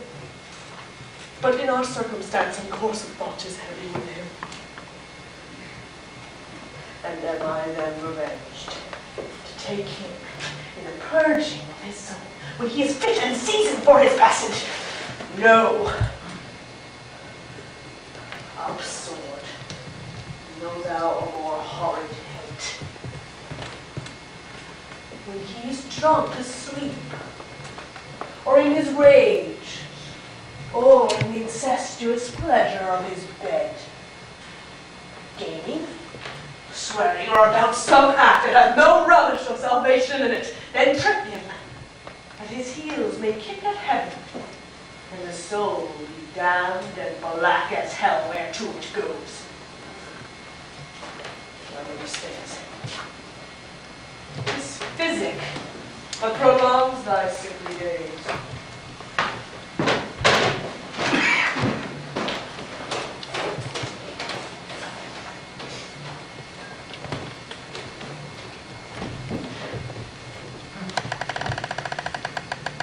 My words fly.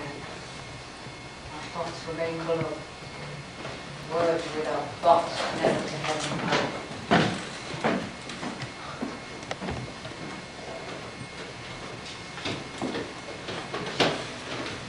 He will come straight. Look, you lay hold to him. Tell him his pranks have been too broad to bear with, and that your grace hath screened and stood between much heat and him. I'll silence me e'en here. Pray, be round with him. Mother? Mother? I warn thee, fear me not, withdraw, I hear him coming.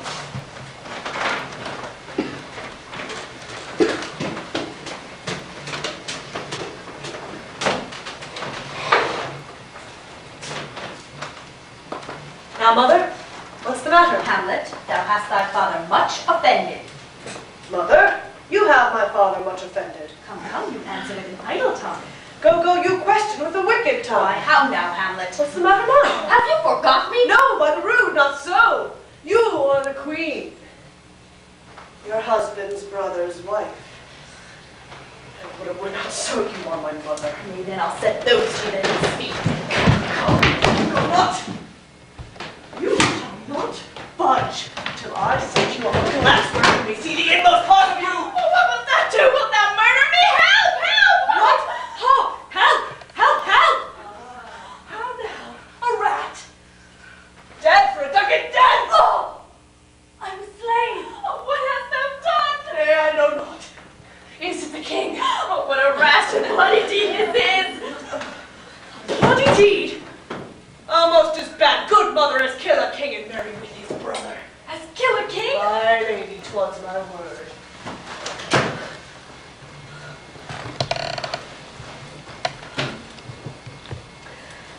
Thou wretched, rash, intruding fool! Farewell.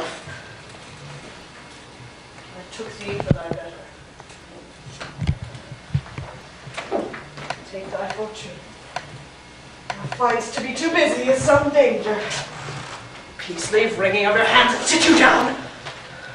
And let me wring your heart. For so I shall if be made of penetrable stuff. If damned custom have not brassed it so that it is proof and bulwark against sense. Oh, what have I done that thou dare wag thy tongue in noise so rude against me? Such an act that blurs the blush and grace of modesty, calls virtue hypocrite, takes off the rose from the forehead of an innocent love and sets a blister there, makes marriage vows as false as dice or oaths. Oh, such a deed that from the body of contraction plucks the very soul, and sweet religion makes a rhapsody of words. Heaven's face doth glow. Yea, this solidity and compound mass, with tristful visage as against the dome, is thought sick at the act. Oh, what act that roars so loud and thunders in the index? Look here. Upon this picture. And on this, the counterfeit presentment of two brothers. See what a grace was seated here. Hyperion's girls, the front of Jove himself, and I like Mars to threaten and command. A station like the herald Mercury, new lighted on a heaven-kissing hill. A combination and a form indeed where every god did seem to set his seal to give the world assurance of a man. This was your husband. Look you now, what follows? Here is your husband, like a mildewed ear, blasting his wholesome brother. Have you eyes? Could you on this fair mountain leave to batten on this moor? Have you eyes? You cannot call it love. For at your age the heyday in the blood is tame. It's humble and waits upon the judgment. And what judgment would step from this to this? Sense sure you have, else could you not have motion. But sure that sense is apoplexed, for madness would not so err. No sense to ecstasy was ne'er so thrall, but it reserved some quantity of choice to serve in such a difference. What devil was that thus had cozened you in Woodman's blind?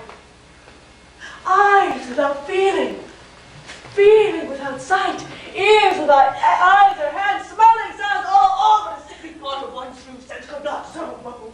Oh, shame! Whatever is thy blush?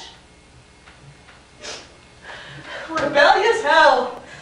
If thou canst mutine in a matron's bones, to flaming youth let virtue be as wax and melt in her own fire, since frost itself as actively doth burn and reason panters will.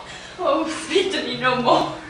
Thou turnest mine eyes into my very soul, and there I see such black and brained spots as will not leave their date. Nay, but to live in the rank sweat of an enseamed bed, stewed in corruption, honeying and making love over the nasty sty. Oh, no more, sweet Hamlet, these words like daggers into mine ears, no more. A murderer and a villain, a slave is not what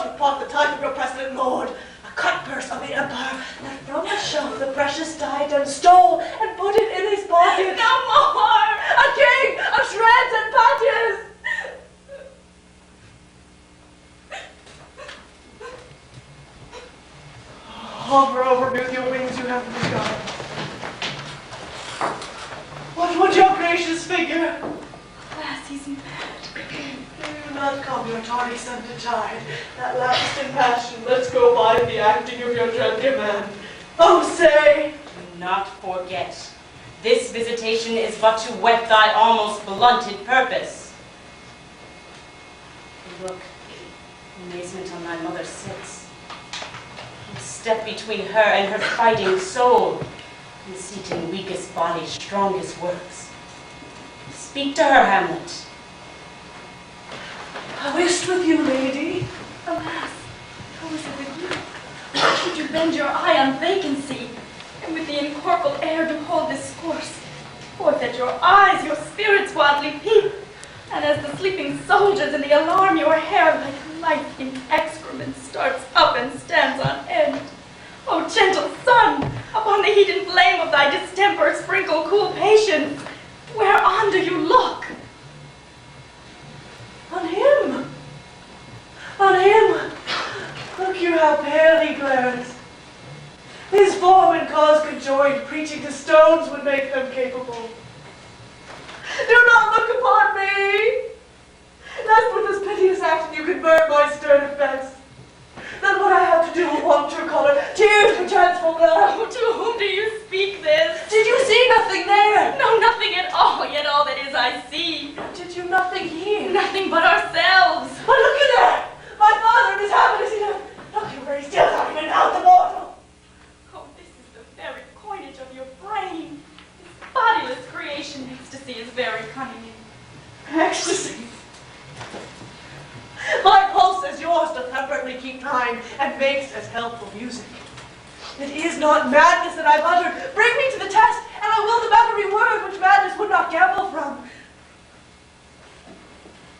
Mother, for love of grace, lay not that flattering unction to thy soul, that not your trespass, but my madness speaks.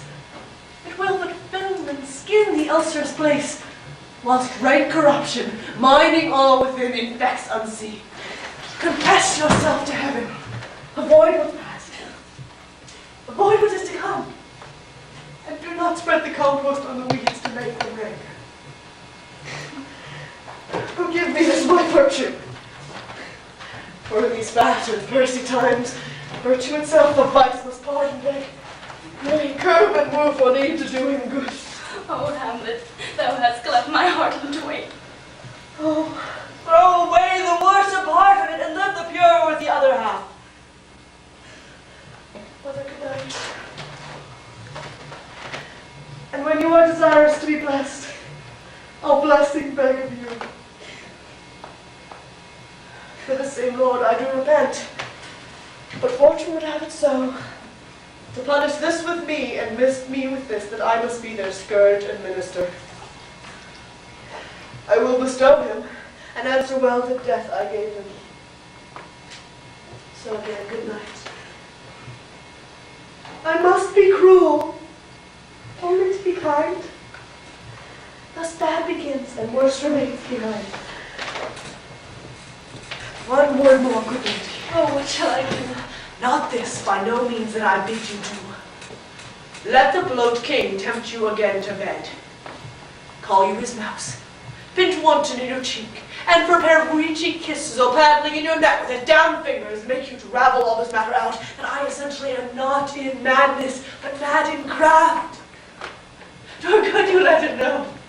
For who that's but a queen, fair, sober, wise, would from a bat, a panic, a jib such dear concernings have?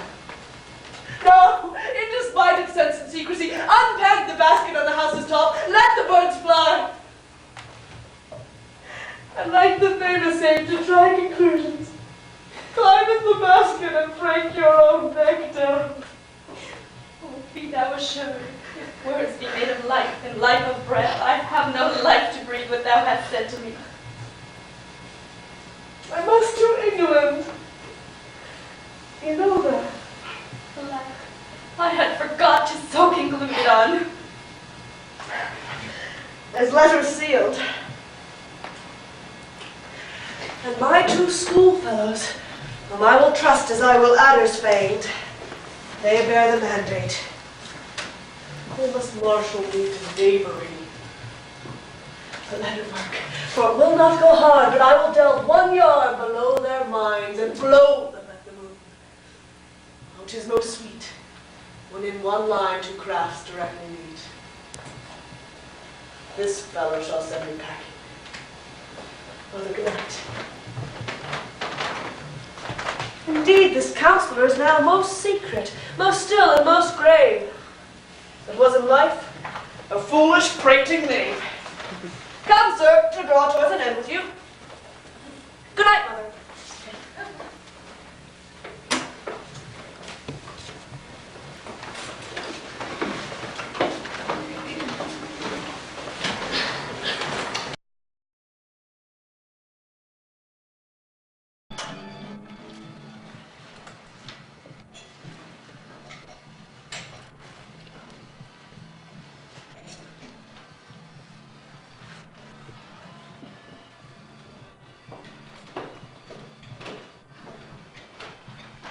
I've sent to seek him and to find the body. How dangerous it is that this man goes loose. Yet must we not put the strong law on him, for his beloved of the distracted multitude, who like not in their judgment, but in their eyes. Where 'tis so, the offender's scourge is weighed, but never the effect. To bear all smooth and even, its presence sending him away must steam deliberate cause. Disease's desperate groan by desperate plies are relieved or not at all. How now, the cat will fall. Where the dead body is bestowed, my lord, we cannot get from him. But where is he? Without, my lord, guarded to know your pleasure. Bring him before us. Oh, Guildenstern! Bring in my lord!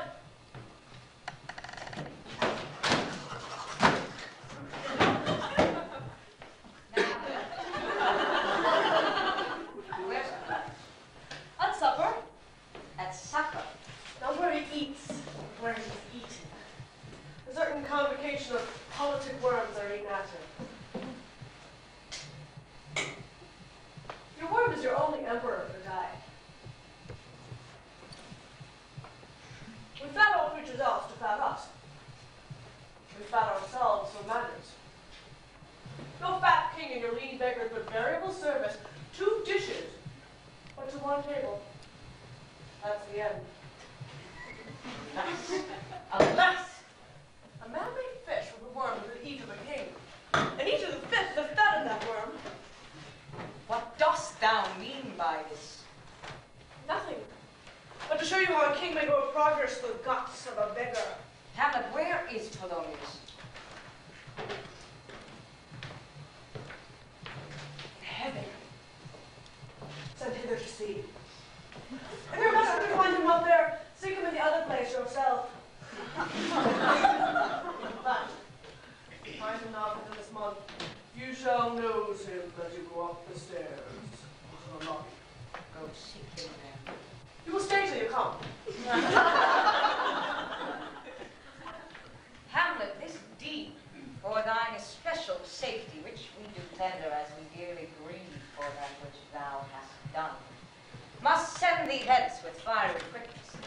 Therefore prepare thyself. The bark is ready, the winded help, the associates tend, and all is bent for England. For England? Aye, Hamlet. Good. So is it with our new star purposes. I see a cherub that sees now. Welcome. For England.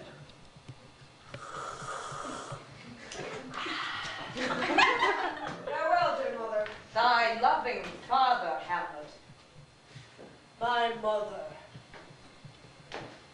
Father and mother is man and wife. Man and wife is one flesh, and so my mother. Come, for England. Follow him at once. Tempting with speed of oar, delay it not, I'll have him hence tonight. Away, for all sealed and done that else leads upon this affair. Pray you make haste!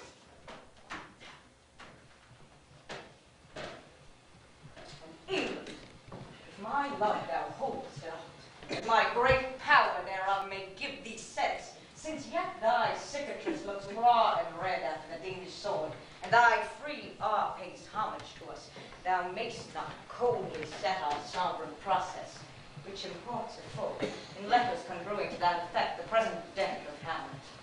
Do it, England, for like a hectic in my blood he rages, and thou must cure me.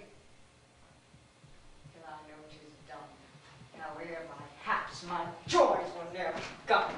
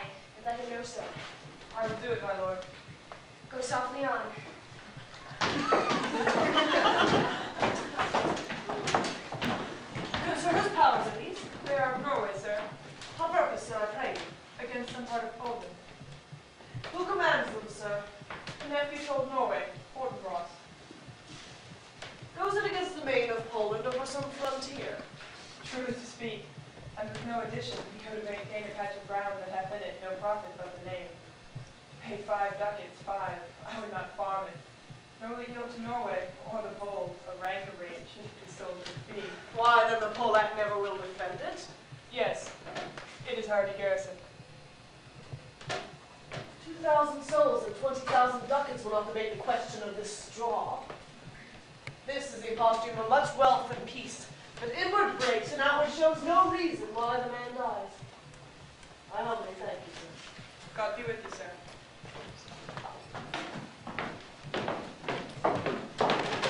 Will it please you go, my lord? I'll be with you straight, go look before.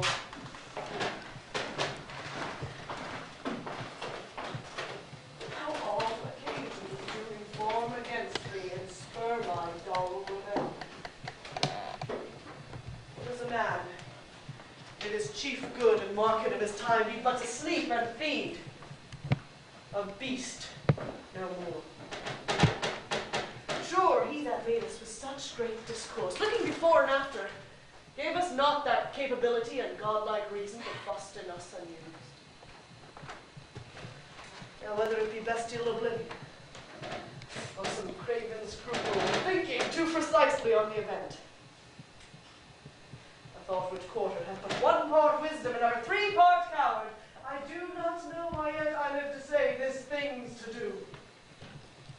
Sith I have cause, and will, and strength, and means to do it. Examples gross as earth exhort me. Witness this army of such mass and charge, led by a delicate and tender prince, whose spirit with divine ambition puffed makes mouths of the invisible event, exposing what is mortal and unsure to all that fortune, death, and danger dare, even for an eggshell. Rightly to be great is not to stir without great argument, but greatly to find quarrel in the straw when honor's at the stake. I'll stand high then. I'll father kill, mother slay, excitements of my reason and my blood,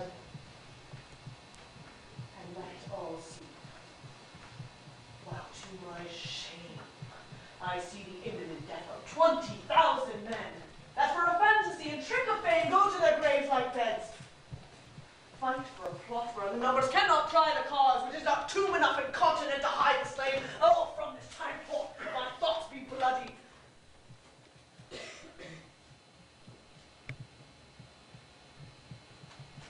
I'll be nothing more.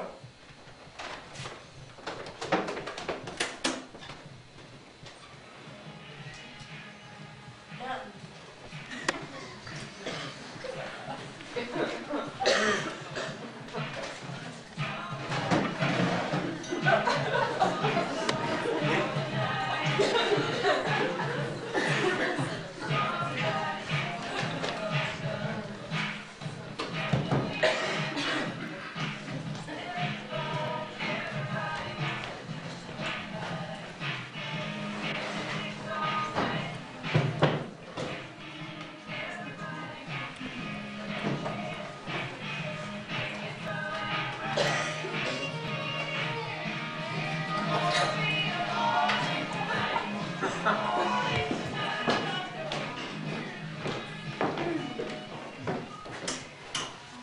I will not speak with her. She is importunate, indeed distract. Her mood will needs be pitied. What would she have? She speaks much of her father. Says she hears there's tricks in the world, and hems and beats her heart. Spurns enviously at straws. Speaks things in doubt that carry but half sense. Her speech is nothing, yet the untamed use of it doth move the hearers to collection. They aim at it and botch it up to fit their own thoughts, which as her nods and winks and gestures would yield them, might make one think there would be thought, though nothing sure, yet much unhappily. 'Twere good she was spoken with, or she may strew dangerous conjecture in ill-breeding minds. Let her come in.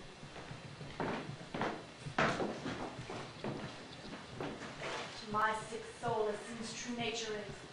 Each toy seems prologue to some greater miss. So full of artless jealousy is guilt, he spills himself here into the spirit. Where is the beauteous majesty of Denmark? How now, Ophelia? How should I for true love know from another one? By his couple hat and stature and set of shoe. Alas, sweet lady, who imports this song? Say me, pray you, mark. He is dead and gone, lady, he is dead and gone. At his head, grass green turf, at his heels a stone. Nay, but Ophelia, obey not. White his shroud as mountain snow. Waters and clouds, which be wet, to the grave did not go, with his beloved showers. Alas, my lord, look here. How do you do, pretty lady? Well, God heals you. They say the owl was a good daughter. Lord, we know what we are, but we know not what we may be. Go the other two. Pray let have no words of this. And when they ask you what it means, say you this. Tomorrow is St. Valentine's Day, all in the morning time. And I made at your window to be your Valentine.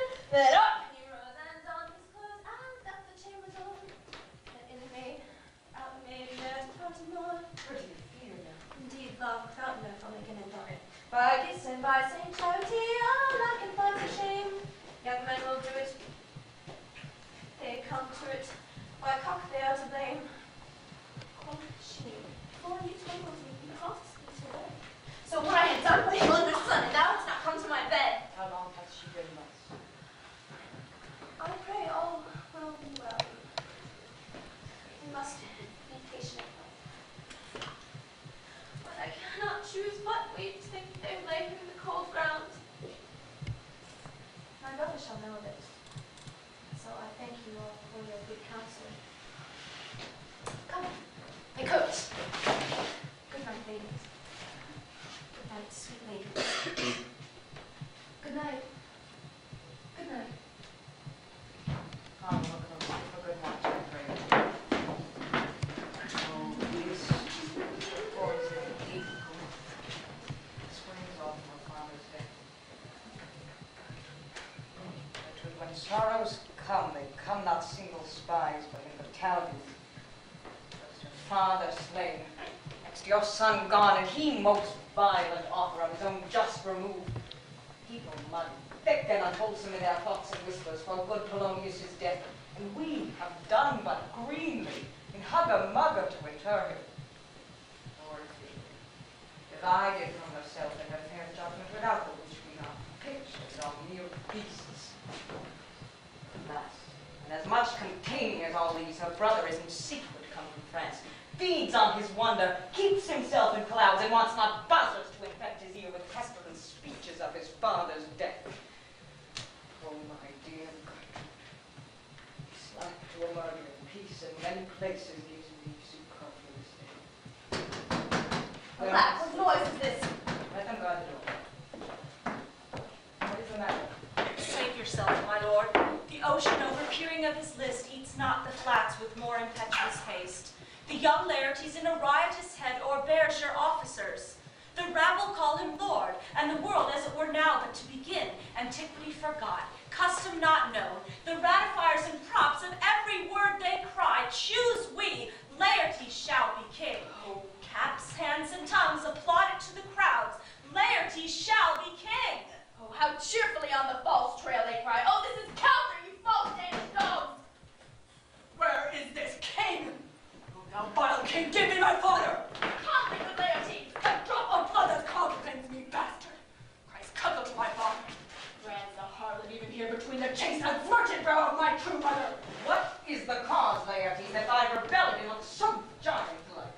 Let him go, Gertrude. Do not fear our person. There's such divinity doth hedge a king that treason can but beat to what it would act little of his will.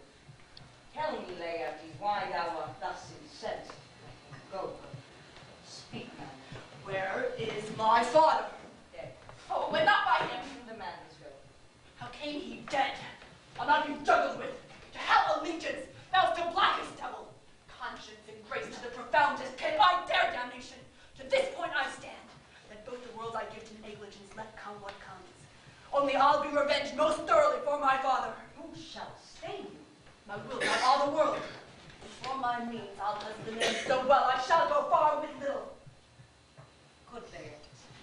Is writ in your revenge that sweepstake you will draw both friend and foe, winner and loser. None but his enemies. Will you know them then? To his good friends, thus wide, I'll ope mine arms, and like the kind, life-rendering pelican, repass them with my blood. Why now you speak like a child and true gentleman, that I am guiltless of your father's death, and am most sensibly grieved for it, and shall as level to your judgment pierce as day does to your eye. Now what noise is this?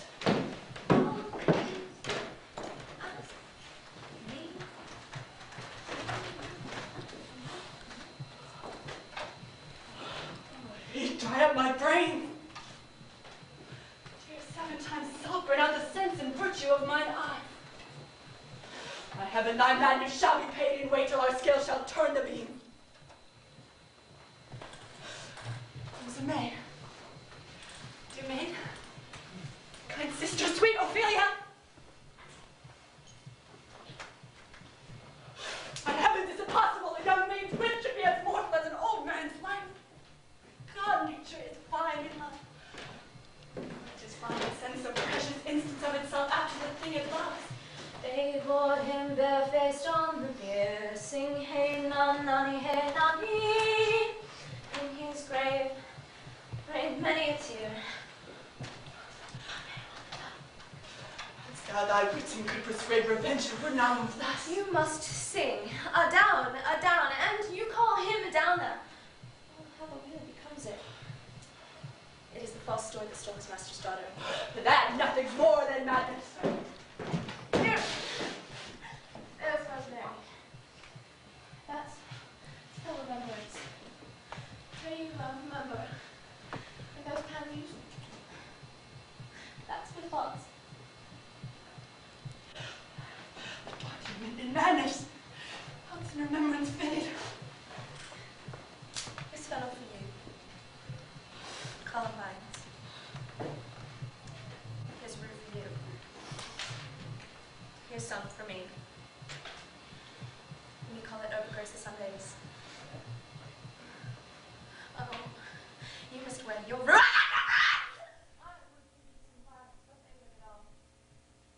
My father died. He said you knew good end. Oh, bonny sweet Robin is all my joy. Oh, bonny sweet Robin, so much of fancy and prettiness, and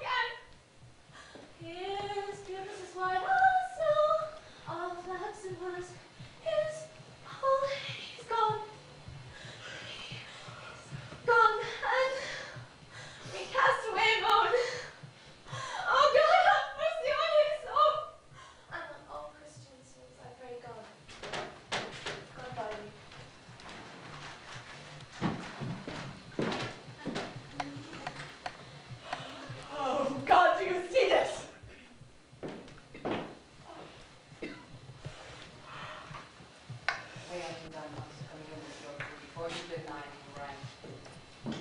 Go but upon, make choice of whom your wisest friends you will, and they shall hear and judge twixt you and me. If by direct or by collateral hand they find us touched, we will our kingdom give, our life, our crown, and all that we call ours to you with satisfaction. But if not, be you content to lend our patience to it. We shall jointly labor to give your soul its due content. That this be so. His means of death, his obscure funeral, trophy, sword, nor hatchment, or his bones.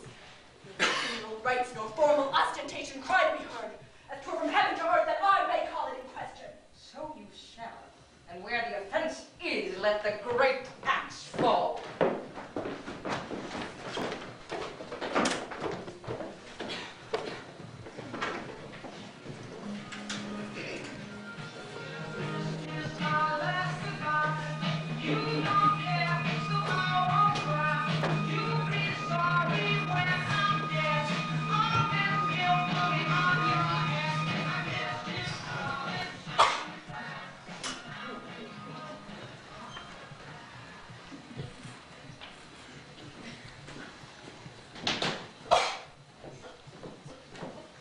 God bless you, sir. Let him bless you too. You shall, sir, as it please him. There's a letter for you, sir. It came from the ambassador that was bound for England. If your name be Horatio, as I am led to know it is. Horatio, and thou shalt have overlooked this. Give this fellow some means to the king. He has letters for him. Ere we were 2 days old at sea, a pirate, a very warlike appointment, gave us chase. Finding ourselves too slow of sail, we put on a compelled valor, and in the grapple I boarded them. On the instant they got clear of our ship, so I alone became their prisoner. But they knew what they did. I am to do a good turn for them. Let the king have the letters I have sent, and repair thou to me with as much speed as thou wouldst fly death. I have words to speak in thine ear that will make thee dumb, yet are they much too light for the bore of the matter. This good fellow will bring me where I am. Rosencrantz and Guildenstern hold their course for England. Of them I have much to tell thee. Farewell. He that knowest thine Hamlet. Come, take away these your letters, and do it speedily, that you may direct me to he from whom you brought them.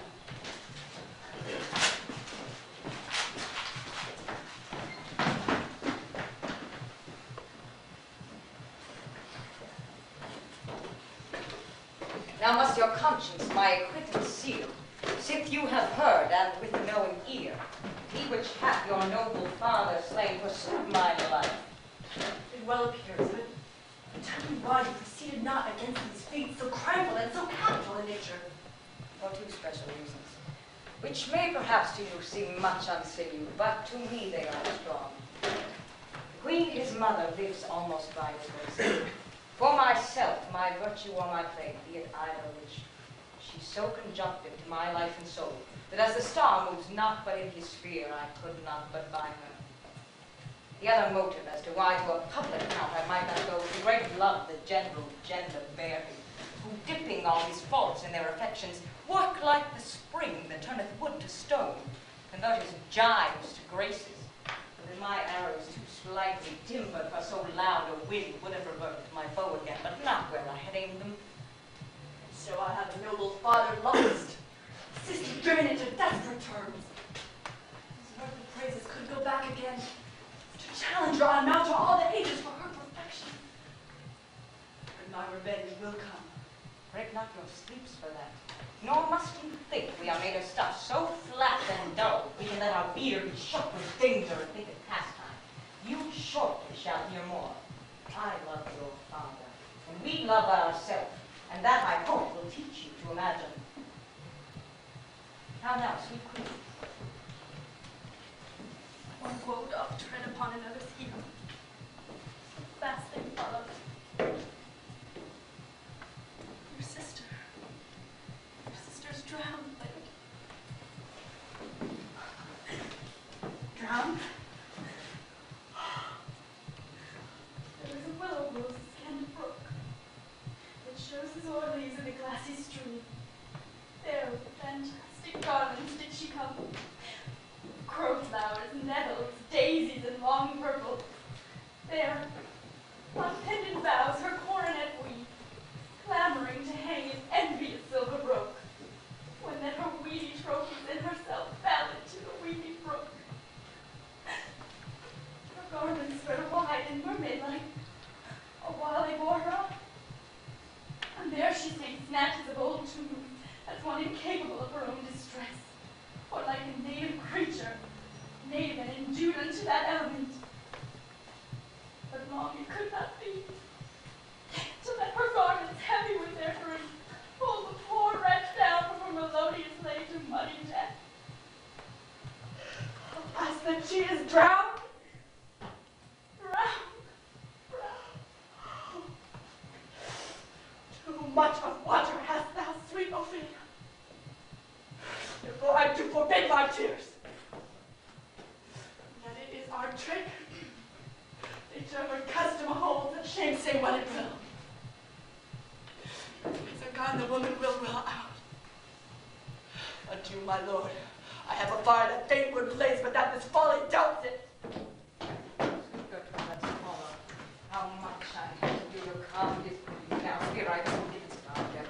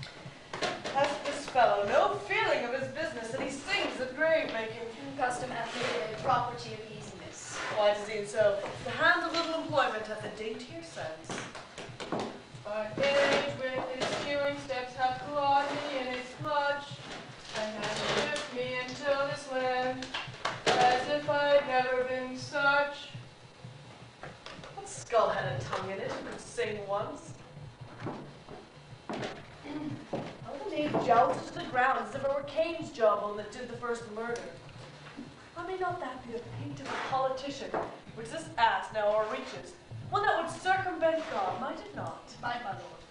Or the courtier, one that would say, Good Lord, sweet Lord, how dost thou, good Lord? This might be my Lord such one, that praised my Lord such one's horse when he meant to beg him, might it not? Aye, my lord. Why, in so. And now my lady worms, chapless, and knocked about the Mazow with a sexton spade.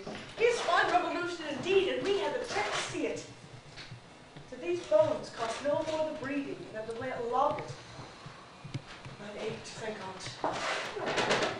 Pickaxe and a spade, for and a shrouding sheet. A pit of clay for to be made, for such a guest as meet. There's another. Why may not that be the skull of a lawyer? Where be his quiddities now? His quillets, his tenures, and his tricks? Is this the fine of his fine, and the recovery of his recoveries, of his fine pate full of fine dirt? This fellow might be in his time a great buyer of land.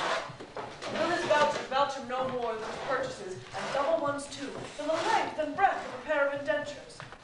And must the inheritor himself have no more, huh? Not a jot more. Is that parchment made of sheepskins? I'm a lord enough cow skins too. They are sheep and cows which seek out assurance in that. I will speak to this fellow. Whose grave's this, sirrah? Mine, sir. A pit of clay for to be made, for such a guest as meet. I think it be thine indeed, for thou liest in it. You lie out, sir, and therefore it is not yours. For my part, I do not lie in it, and yet it is mine. Thou dost lie in it to be in it and say it is thine. 'Tis for the dead, not for the quick. Therefore thou liest. Tis a quick lie, sir, told away again, for man dost thou dig it for? For no man, sir. What woman then? For none, neither. Who is to be buried in it? For one that was no sir, but rest your soul, she is dead. How absolute the name is. We must speak by the card, or equivocation will undo us. By the Lord, Horatio, these 3 years I have taken note of it. The toe of the peasant is so near the heel of the courtier, he galls his calf. How long hast thou been a grave making? I came to it all the days of the year that our last King Hamlet overcame Fortinbras. How long is that since? Cannot you tell that? Why, a weak fool can tell that. Was the day that young Hamlet was born, he that is mad and was sent into England. Why was he sent into England? Why, because he was mad. He shall recover his wits there, or if he do not, it is no great matter then. Why? 'Twill not be seen him there. There the men are as mad as he. How came he mad? Very strangely, they say. How strangely. Even with losing his wits. Upon what ground?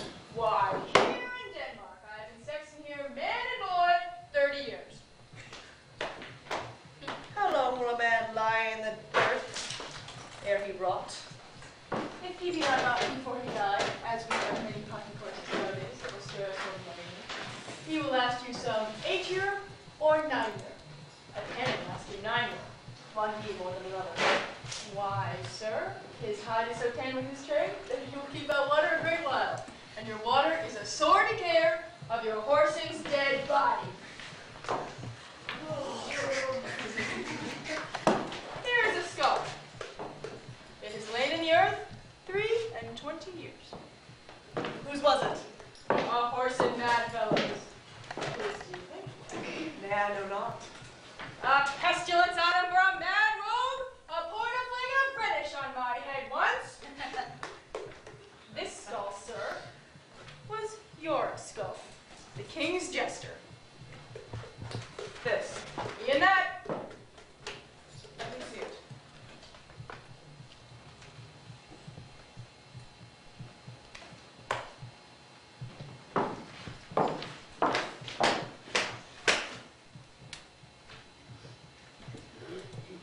Alas.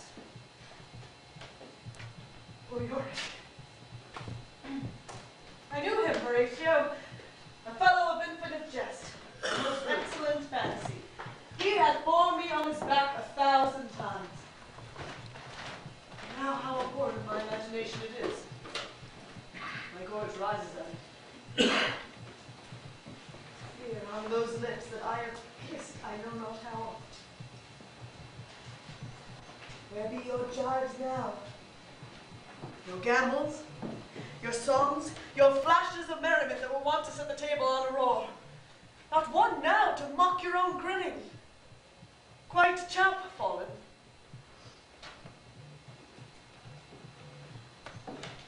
I'll get you to my lady's chamber, and tell her let her paint an inch thick. To this favor she must come. Make her laugh at that. Lady Horatio, tell me one thing. What's that, my lord? Does you think Alexander looked of this fashion in the earth? Even so. It smells so. Even so, my lord. What base uses we may return, Horatio.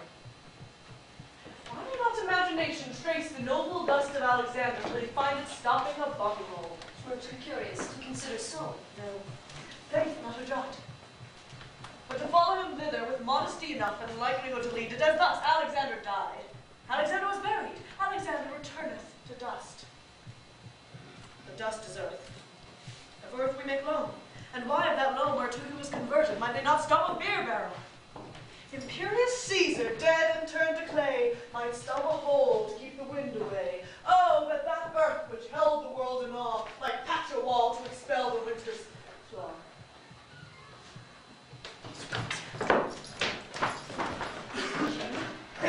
Queen, courtiers, who is this they follow? With such name it writes. This doth betoken the course they followed did with the desperate hand fordo its own life. Count the while and mark. That is Laertes, the very noble youth. Mark.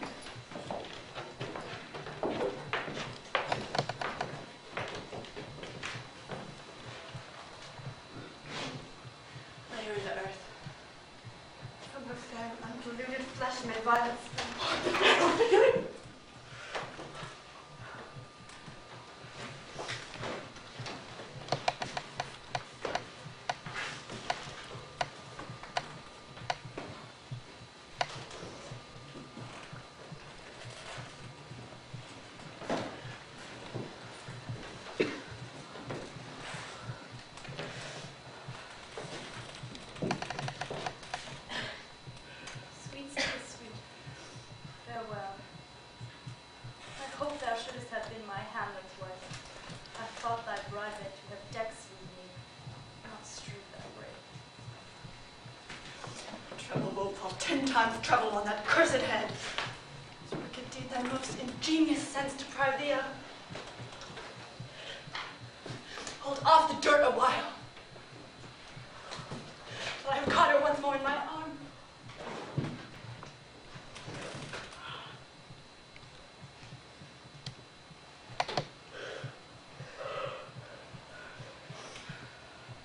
Now pile your dust upon the quick and dead. On this flat mountain you have made to o'ertop old Pelion. The sky shadow illumined.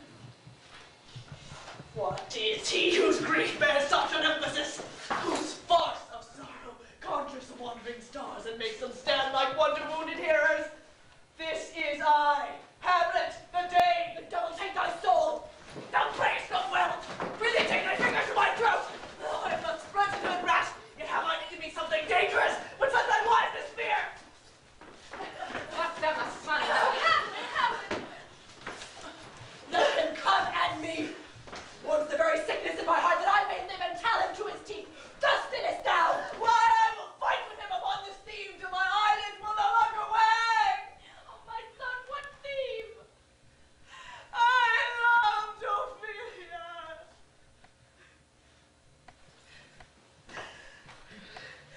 20,000 brothers, you know, with all that quantity of love make up my son. What wilt thou do for her? He's mad there. For the love of God, forbear him. Swoon, show me what thou do. Would weep, would fight, would fast, would tear thyself. Drink a vessel, eat a crocodile, I'll do it. Dost thou come here to whine, to outface me with leaping in her grave?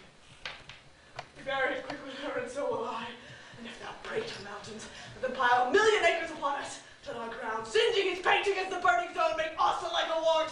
Nay, in thou mouth, I'll rant as well as thou. Oh, this is mere madness. And thus a while the fit will work on him, anon, as patient as the female dove. When that her golden couplets are disclosed, his silence will sit drooping.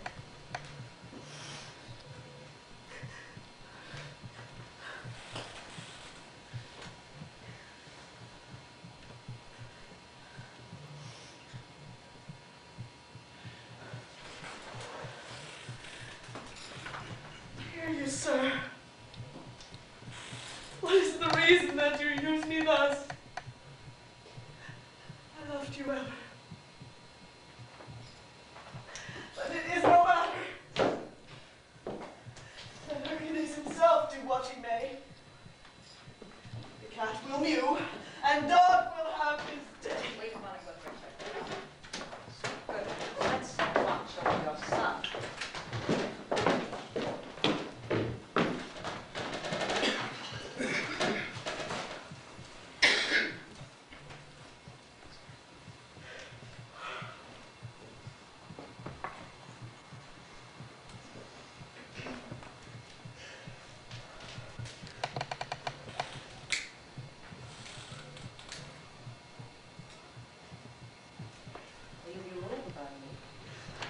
Lost it in my lord. But I, so you will not overrule me to a peace. For thy own peace. I will work into an exploit now ripe in my device, under the which he shall not choose but fall. And for his death no wind of blame shall breathe, but even his mother shall uncharge the practice and call it accident. I will be ruled by you, my lord. Rather that you might devise it so that I might be the organ. It falls right. You have been talked of since your travels much, and that in Hamlet's hearing for a quality wherein they say you shine. Your sum of parts did not together pluck such envy from you, did that one, and that in my regard the unworthy siege. What part is that, my lord? A very ribbon to the cap of youth, yet needful too, for youth no less becomes the light and careless livery that it wears, and settled age his sables and his weeds and courtly health and grace. 2 months since he was a gentleman of Normandy. I have seen myself, and have served against the French, and they battle well on horseback.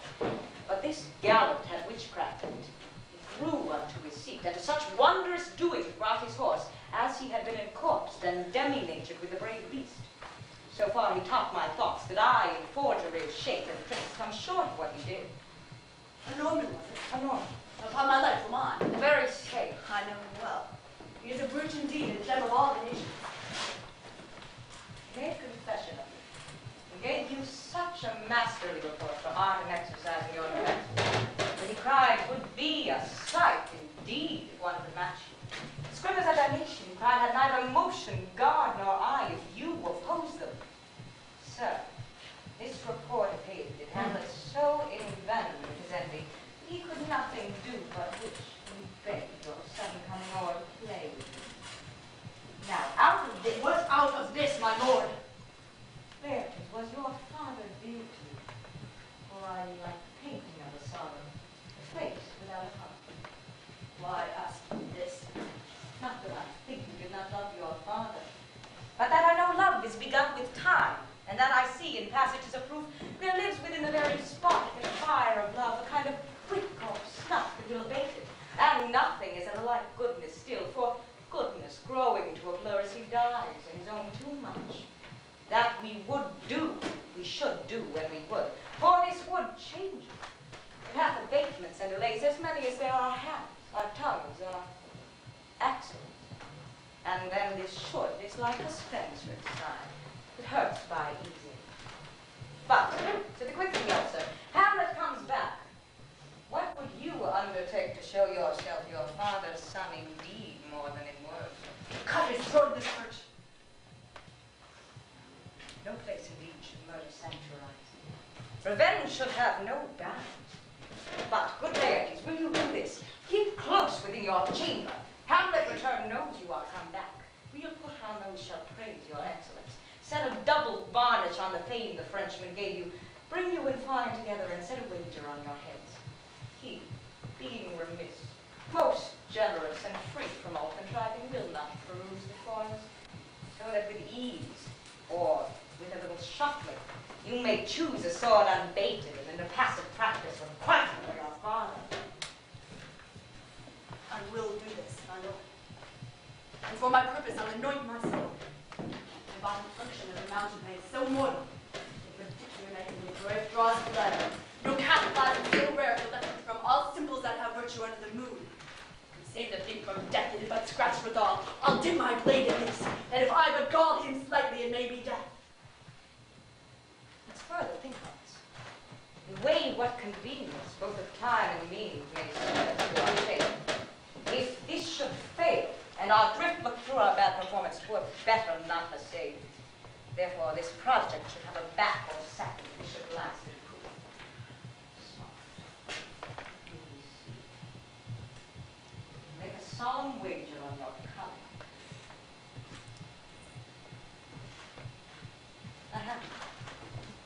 When in your motion you are hot and dry, as make your bouts more violent to that end, and that he calls for drink, I'll have prepared him a chalice for the night, whereon, but simply, if he by chance escape your venom stock, our purpose may hold there. His grave shall have a living monument. An hour of quiet shortly shall we see. Till then, in patience our proceedings be.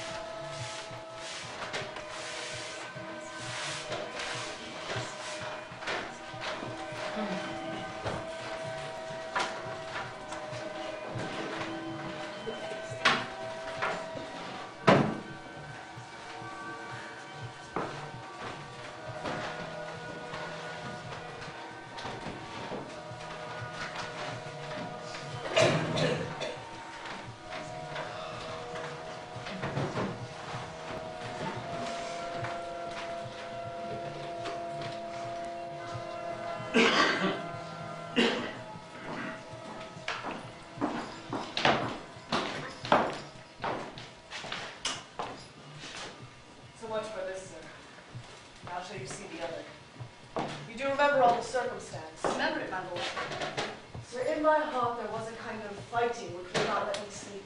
I thought I lay worse than the mutines and the bilbos. Rashly, and praise be Rashness for it. Let us know our indiscretion sometimes serves us well in our deep plots to fall. And that should learn us as a kind of divinity which shapes our ends. Rough hew and how we will. That is most certain. From my cabin, my sea gown scarfed about me. In the dark, groped I to find out that had my desire. Fingered their packet, and in fine withdrew to mine own room again, making so bold, my fears forgetting manners, to unseal their grand commission, where I found Horatio, royal knavery. An exact commandment, lauded with many several sorts of reasons, imparting Denmark's health and England's too, with all such bugs and goblins in my life, that, unsupervised, no leisure mated, no, not to stop the grinding of the axe, my head should be struck off. Is it possible? Here's the commission. Read it more than her. Wilt thou hear how to proceed? I beseech you. Being thus netted round with villainies, or I can make a prologue to my brain. I had begun the play. I sat me down, devised a new commission, wrote it fair. I once did hold it as our status do a baseness to write fair, and labored much on forget that learning.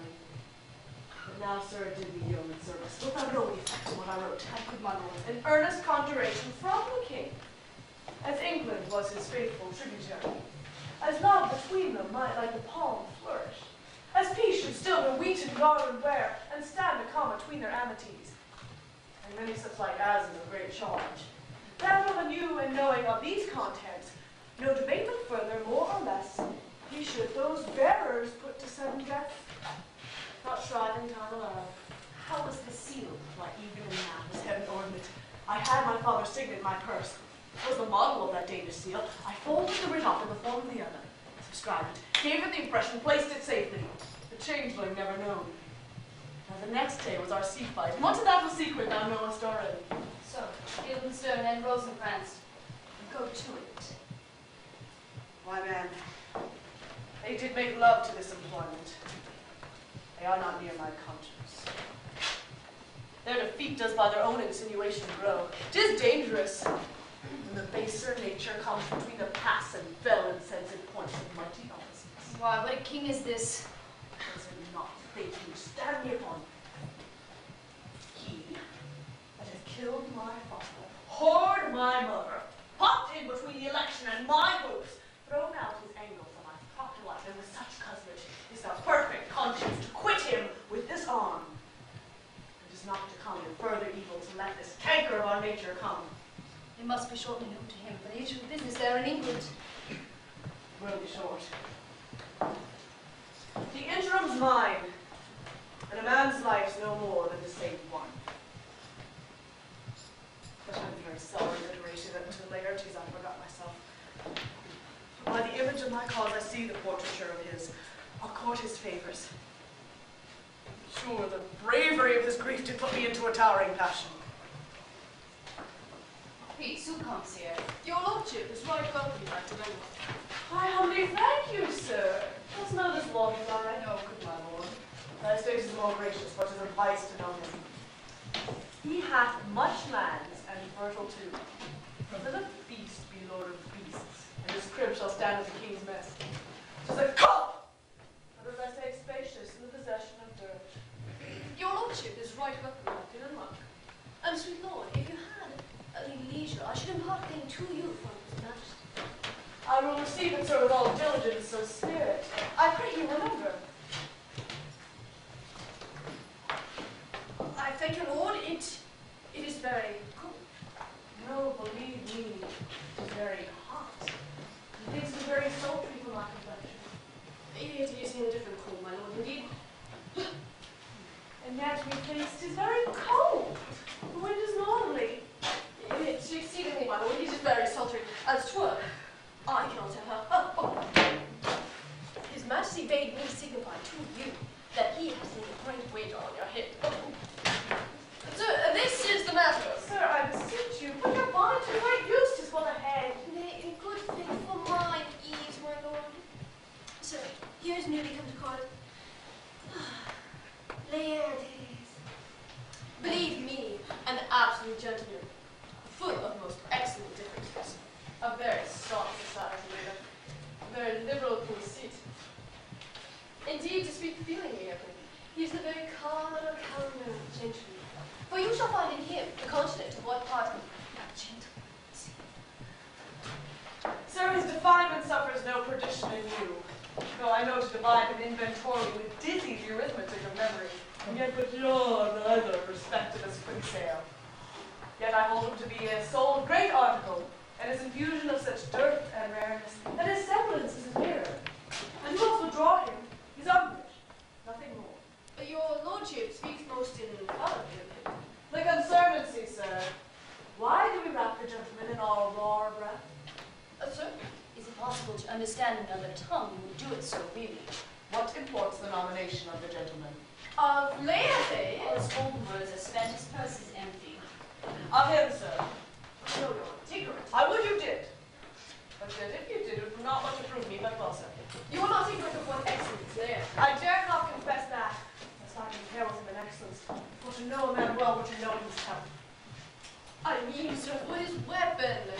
But in the imputation laid on him by them. He's unfettered. What's his weapon? Rapier and dagger. That's two of his weapons. But well, sir. Begin, sir. At wager, with him, 6 Barbary horses, against the which he has put, as I take it, 6 French carriages, with their signs, girdles, hangers, and so. 3 of the carriages are very dear to fancy, most responsive to the hilt, a very liberal conceit, most delicate carriages. What call you the carriages? I knew you must be edified for the margin ere you had done. The carriages, sir, are the hangers. The phrase would be more German to the matter if we could carry cannon by our side. I would it might be hangers till then. But armed, 6 Barbary horses against 6 French swords there aside, and 3 liberal conceited carriages. Why is this impotent as we call it? The king, sir, hath laid a dozen passes between yourself and him. We shall not exceed you 3 hits. He hath laid on 12 for 9. And if we come to real trial, if your lordship would vouchsafe an answer. How if I answer no? I mean the opposition of the person in trial. Sir, I will walk here in the hall. If it please his majesty, 'tis the breathing time of day with me. Let the foils be brought. The gentleman willing and the king hold his purpose. I'll win for him when I can. If not, I gain nothing but my shame in the odd hits. Shall I agree to the view, Ian, sir? E'en so, after what flourish your nature will. I commend my duty to your lordship. Yours. It is well to commend it himself. There's no tongues elsewhere, is it? His lordling was with the shell on his head. He did comply with his dove before he sucked it. Thus hath he and many of the same bevy that the drossy age dotes on. Only have a tune and outward habit of the time, and do it blow them. The balls are out. You will lose this wager, my lord. I do not think so. Since he went into France, I have been in continual practice. I will win at the odds.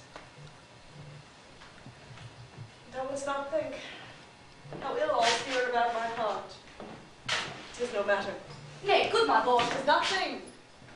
But 'tis the kind of gain giving as perhaps trouble a woman.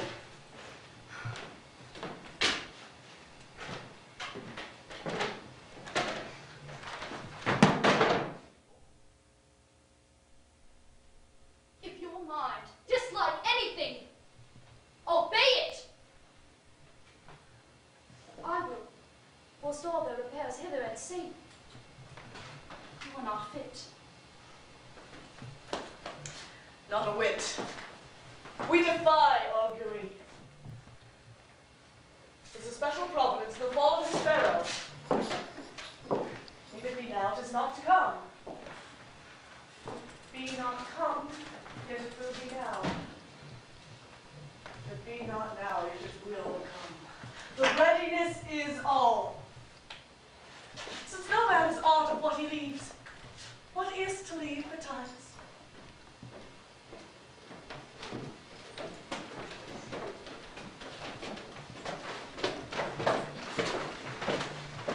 Come, Hamlet, come and take this hand from me.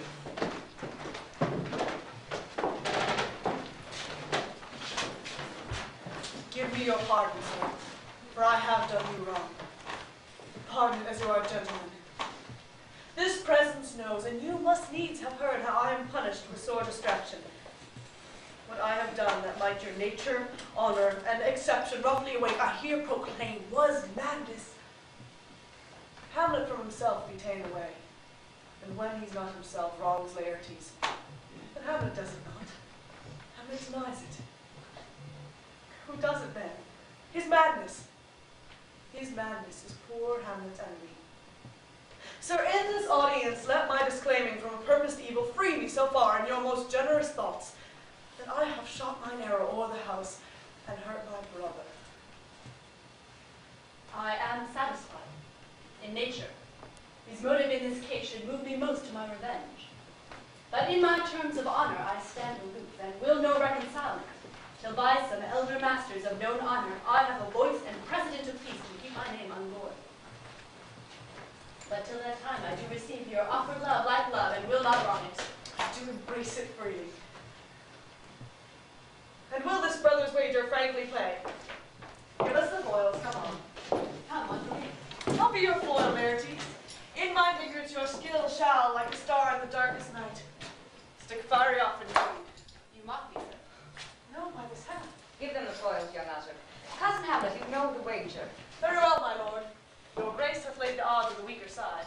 I do not fear it. I have seen you both, but since he is better, we have therefore arms. This man's too heavy, let me see that. Slides me well. These foils have all away. Oh, my good lord. Set me the stoops of wine upon that table. If Hamlet give the first or second hit, or quit in answer of the third exchange, let all the battlements their ordnance fire. The king shall drink to Hamlet's better breath, and in the cup and union shall he grow richer than that which 4 successive kings in Denmark's crown have worn. Give me the cup. Now the king drinks to Hamlet. Come, begin, and you the judge bear a warrior. Come, sir. Come, my lord.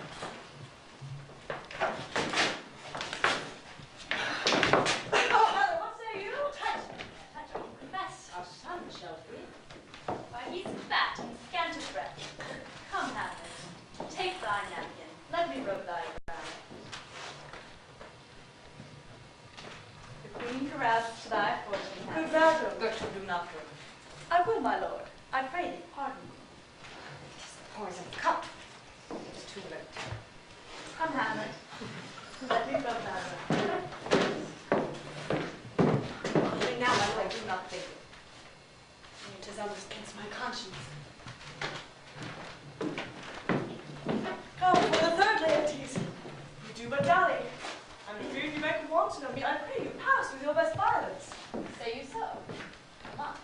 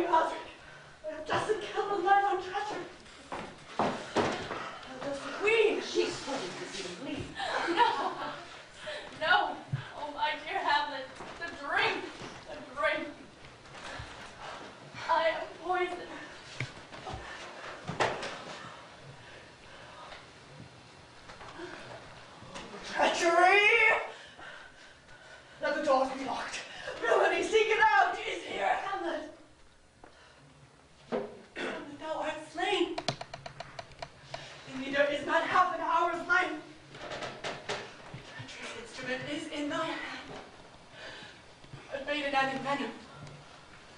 Though the malpractice have turned itself on me.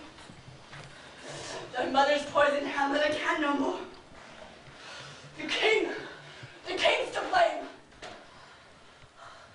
The point, and venom too, and venom to my work. Treason! Treason! Defend me for a second, but here thou murderous, incestuous, damned Dane, drink off this potion. Is thy union here? Follow my mother. He is justly served. Is the poison tempered by himself? Exchange forgiveness with me, noble Hamlet.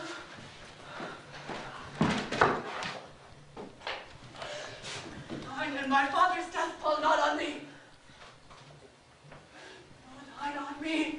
Heaven make thee free of it. Follow me.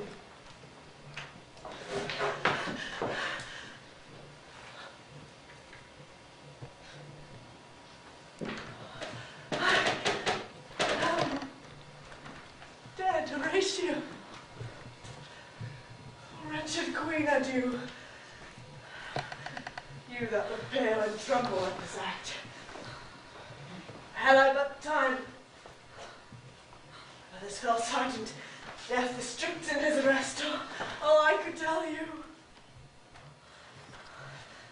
But let it be. I am dead, Horatio. Thou livest. Report me in my cause aright to the unsatisfied.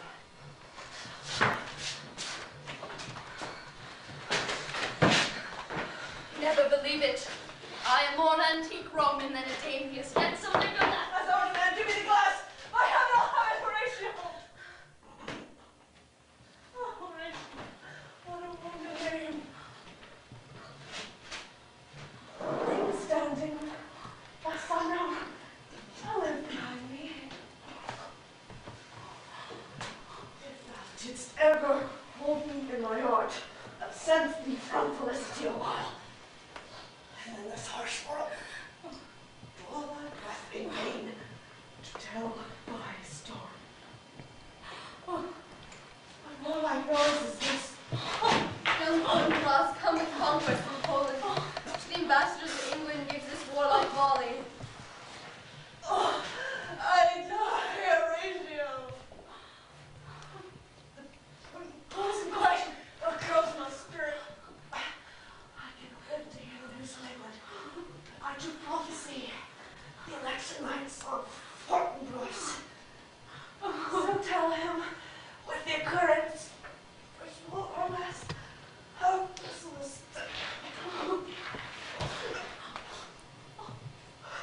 Rest! There's silence!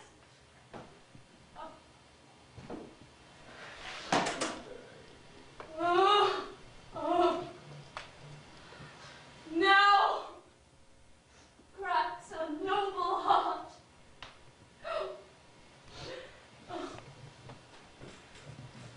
Good night, sweet prince. And flights of angels sing thee to thy rest.